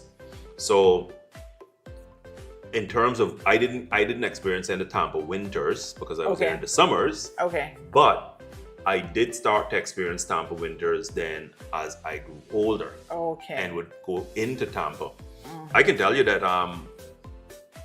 I'm not going to remember what year, but it was probably about 17-ish years ago. Up in New Tampa, they got so much frost that when I went out to my rental car, windscreen, the back was frosted up. I took the scraper and scraped it. Okay. Gotta go find something to scrape it with because prepared down in Tampa. Yeah. And so it's still getting cold. I remember bundling it up and using my old BlackBerry. There's another thing that a lot of young people won't appreciate. Yes. And I took this picture. I took it from an angle to make it look like it was a mountain of snow. Yeah, like it's more than what it was, right? Because strange thing for Tampa to be down in the Tampa wound up in the 30s at that point. So yeah, Tampa can still get pretty cold. But no, I mean, for me, that whole connection and having all of my first cousins there, my aunt, my uncle, my grandfather, getting to Tampa to know them was a key part of my life, right? And a key part of me growing up. And, my grandfather had such a love for cards. Like, this man would sit and play solitaire for hours. Wow. Smoke a cigarette, drink his coffee, smoke and play solitaire. And he would play over and over and over. I mean, literally for hours, right? He would always be there waiting for someone to come pick him up to go by my aunt's house or whatever. Then we'd get to play some real cards then, get to play rummy and different types of different games that he taught us. And so the other thing that I remember was being in university. Every summer, I drove down from Columbus to Tampa and left my car in his garage. This is pre-cell phone days, right? Yes, cell phones were a thing, but they were an expensive endeavor. No one being on a scholarship on a student budget had a cell phone. So I'd always call him from Columbus, give him an approximate time out that I would be getting in. If you had some traffic, if you had whatever, because again, this is a 14.5-hour drive. Wow. So I take 61 to hook up the 75, go through Kentucky, go through Tennessee, go through Georgia, Florida, then hit 75 on the west coast of Florida right into Tampa, right? Wow. And so, I'd usually try and leave at a time that would allow me to arrive in the daylight hours. Yeah. But there'd be times where you just arrive and you'd arrive and it's dark. The thing that I could rely on, he'd be sitting there, that garage door open, got that cap on, coffee going, cigarettes going, playing solitaire. That's how I always. He waited for you. Yes. I mean, you hear about a constant. It was just a constant. Yeah. So much so that when he passed on, we buried him with a deck of cards. Wow. Yeah. Let's talk about Ohio for a second. So grew up in Cayman, spent a lot of time in Tampa. When Dad moved back, like he was finished with C, came back, you're 8 years old. How did life change for you having Dad there all the time? Yeah, that was a big shift, right? Yeah. That was a huge shift. And so it just became like we're a complete family now. There was no longer the calls from Tampa or the calls to Tampa. It was, he was there as a constant presence. So yeah, that and I say that for me, I wound up being the child that had the most experience with Dad being home, right? Because my sister by then was 13. 3 more years and she was out of school, right? My eldest brother was already out of school. And my middle brother was just about to get out of school, right? So I was the one that had the time, as it were, to still be a child and have those years. So that was a huge shift to have it, you know, when you're at school, it's no longer my dad is in town, but my dad is at home, right? And then our family then changed forever. In 1985, I was 13. My eldest brother died on a motorcycle accident. Wow. And that changed everything, right? That's one of those things that to see my parents go through the struggle of their eldest child dying at 21 years old is something that I just don't ever wish for on anyone. You know, because it's unnatural, right? You know, parents aren't supposed to bury their children. And so that was another one of those sand moment where there's a line in the sand, and you know, I'll remember everything about all of that happening as though it was yesterday. And so that made me even more determined that, you know what, I can break dance, I can play my football, but you gotta take care of the books. And that was a deal I kind of came to my mother with, right? And so she gave me and my siblings used to always say, oh, you make him get away with so much because he's the spoiled baby. But she'd always say, as long as you don't get in any trouble, and as long as you're taking care of school, she'd give me a little more freedom than they enjoyed. But I was then at that point just determined that I was going to fulfill that promise of going to university and making sure I took care of my mother. Because that was what he was instilling in you for the time that he would always tell me that when I was a little boy. He'd always be like, Raleigh, we didn't have the chance, but when you get old enough, you're a smart boy. He's always said that to me. You're a smart boy, you need to go to school. You're a smart boy, you need to go to college. I didn't know what college was. I mean, that was almost a mystical concept, because at that point, nobody in our family had gone. Now, my sister, while she didn't finish her tertiary studies overseas, she did get a government scholarship and went to University of Miami for, I think it was almost 2 years. And then she came back home and started working and then started her family. But so she was actually the first one to attend university. And then I then completed the deal and I became the first one to graduate from university in the family.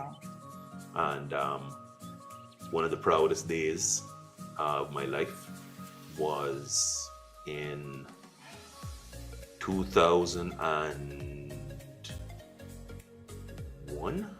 I'm trying to remember, maybe early 2000, somewhere in that ballpark. Being able to go to Cayman National Bank with a draft to pay off her mortgage so that she could stay at home. And so that became another one of those lines in the sand. Then she became a full-time grandmother, taking care of Cheryl. Then along came Sharina. Charisse would have been just over 3 years old when she passed away.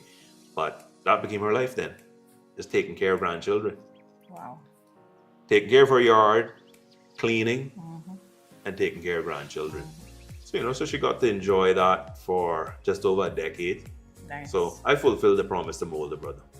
Very and that meant a lot to me, you know. Yeah. That meant a lot to me. Do you have family pictures still with you and your older brother? Did you guys did you have an opportunity to take a lot of photos back then? We weren't a family that took a lot of pictures, but we do have a few. Yeah. You know, we wound up with a few, and my mother made sure, one thing that she did do, all the pictures we took, She made sure she got a proper photo album and kept them. And then she would always switch out her album, because remember those old school albums that the plastic would stick to the pictures? Yes. You'd always hear her, oh, this one is getting old. So she'd get a new album and transfer all those pictures over. So I wound up with a decent number of pictures from the early days that she wound up with those albums.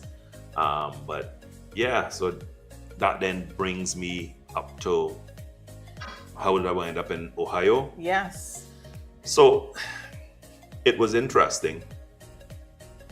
When I got my scholarship from Price Waterhouse, I had only ever been to Tampa during summers. And so because I had never really gotten to, as an adult, know my grandfather, I went to the partners in the firm and I asked them, could I do my freshman year university in Tampa and then transfer to Ohio State? And so I actually deferred my admission to the school and did 1 year at University of Tampa and transferred those credits. Okay. And so that wound up being a very interesting year for me, because I got to know my grandfather a heck of a lot better. So whereas up until that point, you're going in, you're maybe there for 4, 5, 6 weeks at most during a summer holiday. Now I got to be around him all the time, right? I had a little apartment. So you stayed with him, or you were independent in an apartment and then just had a lot of time to visit between classes? So in my first semester, I stayed at my aunt's apartment. Then I moved out and got my own apartment. Okay. And so that was another experience, right? Get my own little car over there, so now I could go pick him up, and then I really got to learn the city a lot more, because at that point I'm driving in the city versus my cousin driving me all the time. So yeah, so to be in my late teens and in Tampa for that year, that was cool, that was special. And so obviously, as the agreement would have it, once I completed my time then in Tampa, then I went up to Columbus. I see. And those. And why Columbus? So again, another, life just has these little mini stories. So when Sheena and I were in sixth form, we agreed that what we would do is we would settle on 2 universities in the same state. Okay. And for people who might have no clue who Sheena is, she went on then to be your wife. Yes. So at the time you were dating. Yes. At that stage. Yes. Okay. Yeah. So we started dating in sixth form. Wow. Okay. Right. So for the time we were 16. Yeah. So literally childhood sweetheart sort of thing, right?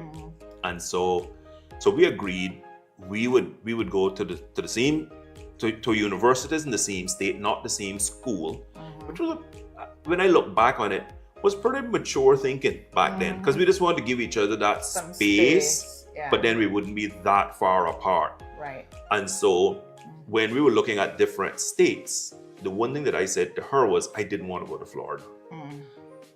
I felt like whilst Tampa was home away from home and I loved Tampa, I felt it was important to experience something different.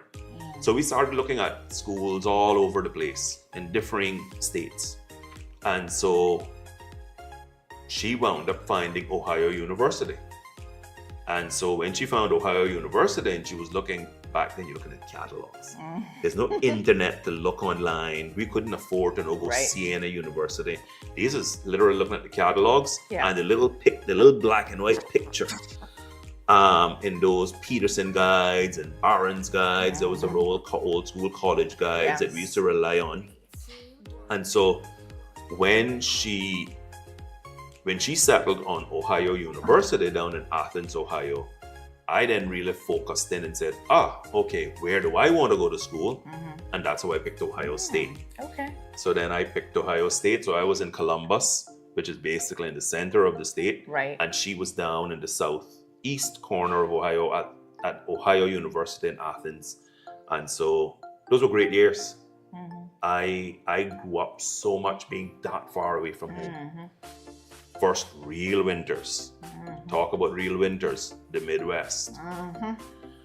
So those were great years. And so those were the college years, and wouldn't change it for the world. Yeah. You know? So lots of maturing during that time. Yep. And making big adult decisions and all that good stuff. Yeah, because you gotta live on your own, right? Absolutely. You gotta budget and do all the stuff that you're supposed to do.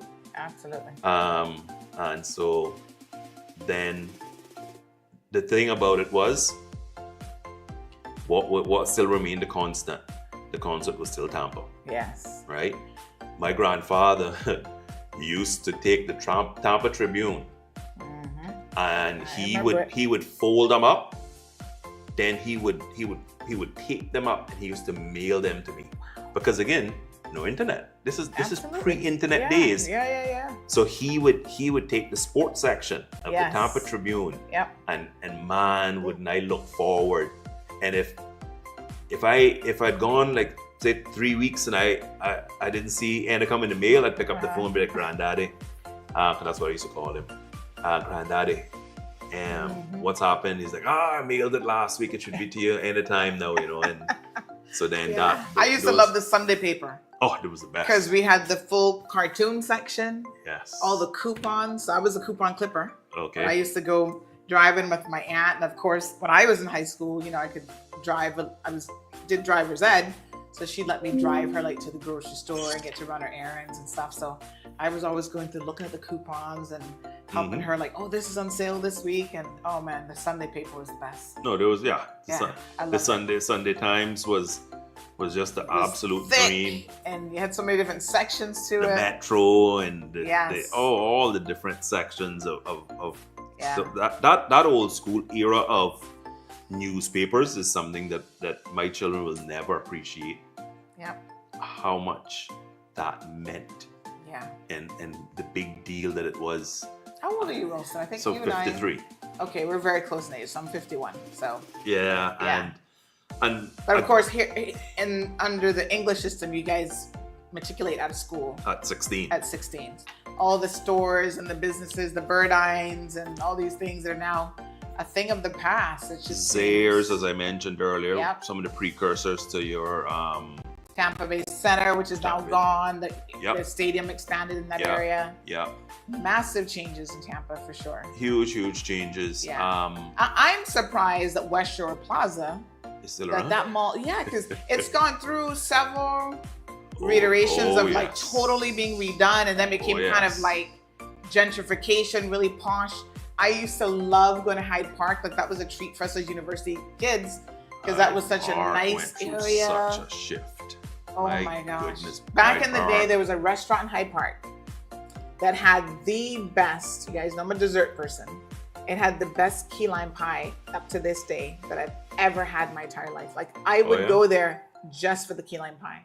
And for the longest time, I was looking and trying to remember what the name of the restaurant was. And thanks to Facebook last year, I was just like looking, Cactus Tree or Cactus Club or something it was called.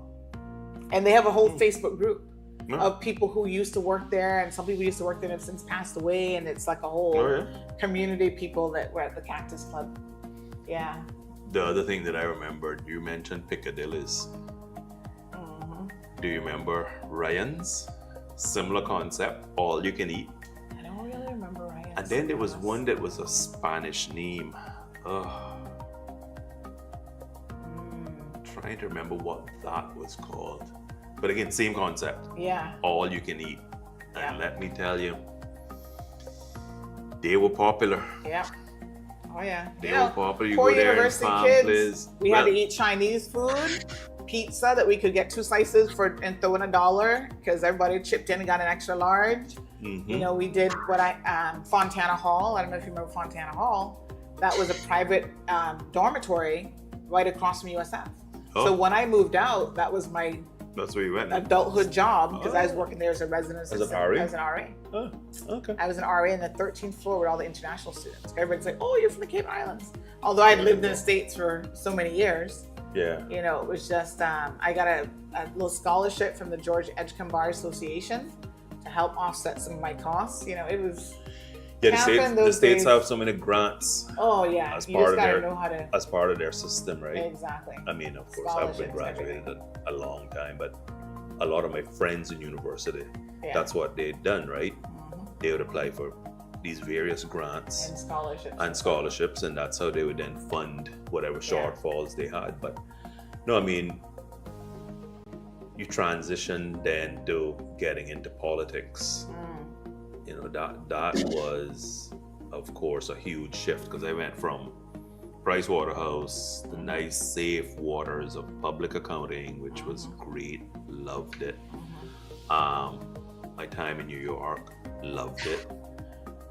Get home and I make that life-altering decision. Because you were very young, 28. 28. Yeah. But I've done a lot at 28 by then, you know. Been to university, been to New York. What were you doing in New York? You were working at Pricewaterhouse? Oh, yeah. Okay. And how long were you in New York? So anyone that was on the partnership track had to go to one of the to a big offices. office. Yeah, you had to go to a big financial services office.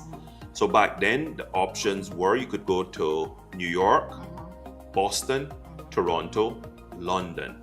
San Francisco had just started to come in vogue as an option. But of course, people really were focused on New York. Right? New York was financial capital of the world and that sort of stuff. So that was great. I loved my time in New York. How long were you there for? So I was in New York for 2 business seasons, so two audit cycles, and that was the most important thing. You know, you had to get that experience. Coming home and getting back to my mama, I mean, she absolutely hated the idea of politics, right? She saw it, and again, I was her baby, right? So she didn't want me getting How did you get introduced to the idea anyway? An older cousin. Yeah. An older cousin who had gotten quite close to when I went to sixth form. Because again, that was another first, right? We didn't have a lot of people in our family, even extended family, who had gone on to sixth form. And so going on and doing sixth form, and then he of course took a real keen interest in me and making sure and checking in on me and checking how I was doing and really just pushing that agenda, right? He would always push it. He's like, Raleigh, yeah, you're on the right track. You gotta get out of sixth form, you gotta go to university, you gotta get a degree. And so I had that sort of family type of encouragement going on at the time. And so he always stayed in contact with me throughout my journey. And when I got home from New York, he came by one day and was visiting, and we were just chatting, and he was like, Raul, when I look at where Cayman is heading, it seems to me like a lot of these guys don't know what they were doing. That's when we were getting on blacklists. That's when our banking industry came under attack because of the new Basel conventions that were coming out. So I was seeing it from the private sector side. And so he straight up said it to me. He's like, we need bright young people like you that know about this stuff to think about politics. Right. And initially I was like, nah, I'm on partnership track. I got my whole life in front of me. Had only just recently gotten married, no children yet. So I'm like, nah, not doing this. And so one day I came home and Shana was looking at the newspaper and she's like, wow, look at what's going on with financial services. Look at how much issues the industry is having to face. And she said something to me that really made me think about it very differently. She said, it's all fine for you to say that you're going to be a partner at Pricewaterhouse, or PwC. It was PricewaterhouseCoopers as it was called back then. By then, because we'd merged. She said, what if there's no industry left? I was like, yeah, young people need to think about these sorts of things, right? And having that background, having just come back from New York, having had that experience, I said, you know what? Maybe this is something I'll think about, and eventually wound up doing it. And you know, when you first got in, you didn't even have any kids yet? No. Wow, I didn't realize that. 28. Yeah, no children. So that was, but during the campaign, we found out that Jane was pregnant. So that was quite interesting. Okay. So, because Cheryl then wound up being born May 26, 2001. I got elected in November 8th, 2000. So yeah. So my first children were all born into politics, right? They were born when I was elected. And so the thing that I always tried to do with them though, right? I tried to always do the things that I thought were key parts of me growing up. So I still built them Kalawans, and I took the time to do small things with them. Built them a kite, that sort of stuff. Right. And then, you know, you get busier and busier, but you know, I would do my fish and fritters, I would do this, you know, the things that I would still have time to do. And that's where that whole, I'm not going to ever say that I have a huge, big passion or love. I'm not going to claim that about cooking, but I like it. And I enjoy it. And so... We're going to get to taste some of it today, in fact. So tell us what you prepared for us today. So because I don't get to do it often, it kind of just comes in as a treat, right? Yeah. And so I initially was going to do some fried fish, but then inside fried fish, I was like, nah, I won't bother with that. So I just did something simple. Okay. I just, I did some braid kind. I did how we in Cayman and I guess other Caribbean places, but certainly Cayman, barbecue chicken, right? Because for a lot of people outside of the Caribbean, it's all about a grill. Right. For us, it's in the oven. Exactly. So I did some barbecue chicken. Okay. I did some beef first attempt. I've never did beef. I never liked red meat. So you've never done Cayman style beef before? No. What? So y'all are gonna go on an adventure with me. All right. So we can taste it today. Let's see. And then what you're gonna happens. show us some of your card playing skills as well. Yeah. We're gonna bring two of your girls out and just have a little. Let's have a little. We'll play a little quick game of rummy. Okay. All right. I'm not a card person. We'll teach So you. you're gonna teach me We're how gonna teach all you that works. We're gonna teach you the rules of All rummy. right. Let's do it. So I don't know if the girls, they must be somewhere nearby.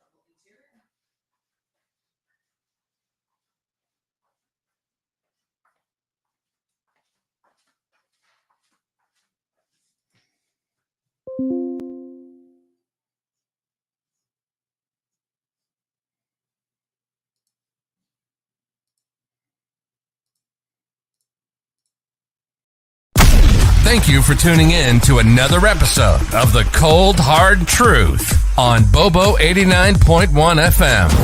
Cayman's #1 talk show is live weekdays from 7:30 a.m. Never miss an episode again. Watch anytime on CMR's Facebook and YouTube channels for the latest show episodes. Don't forget to follow us online on our social media channels and visit CaymanMarlRoad.com for all the latest news and community happenings.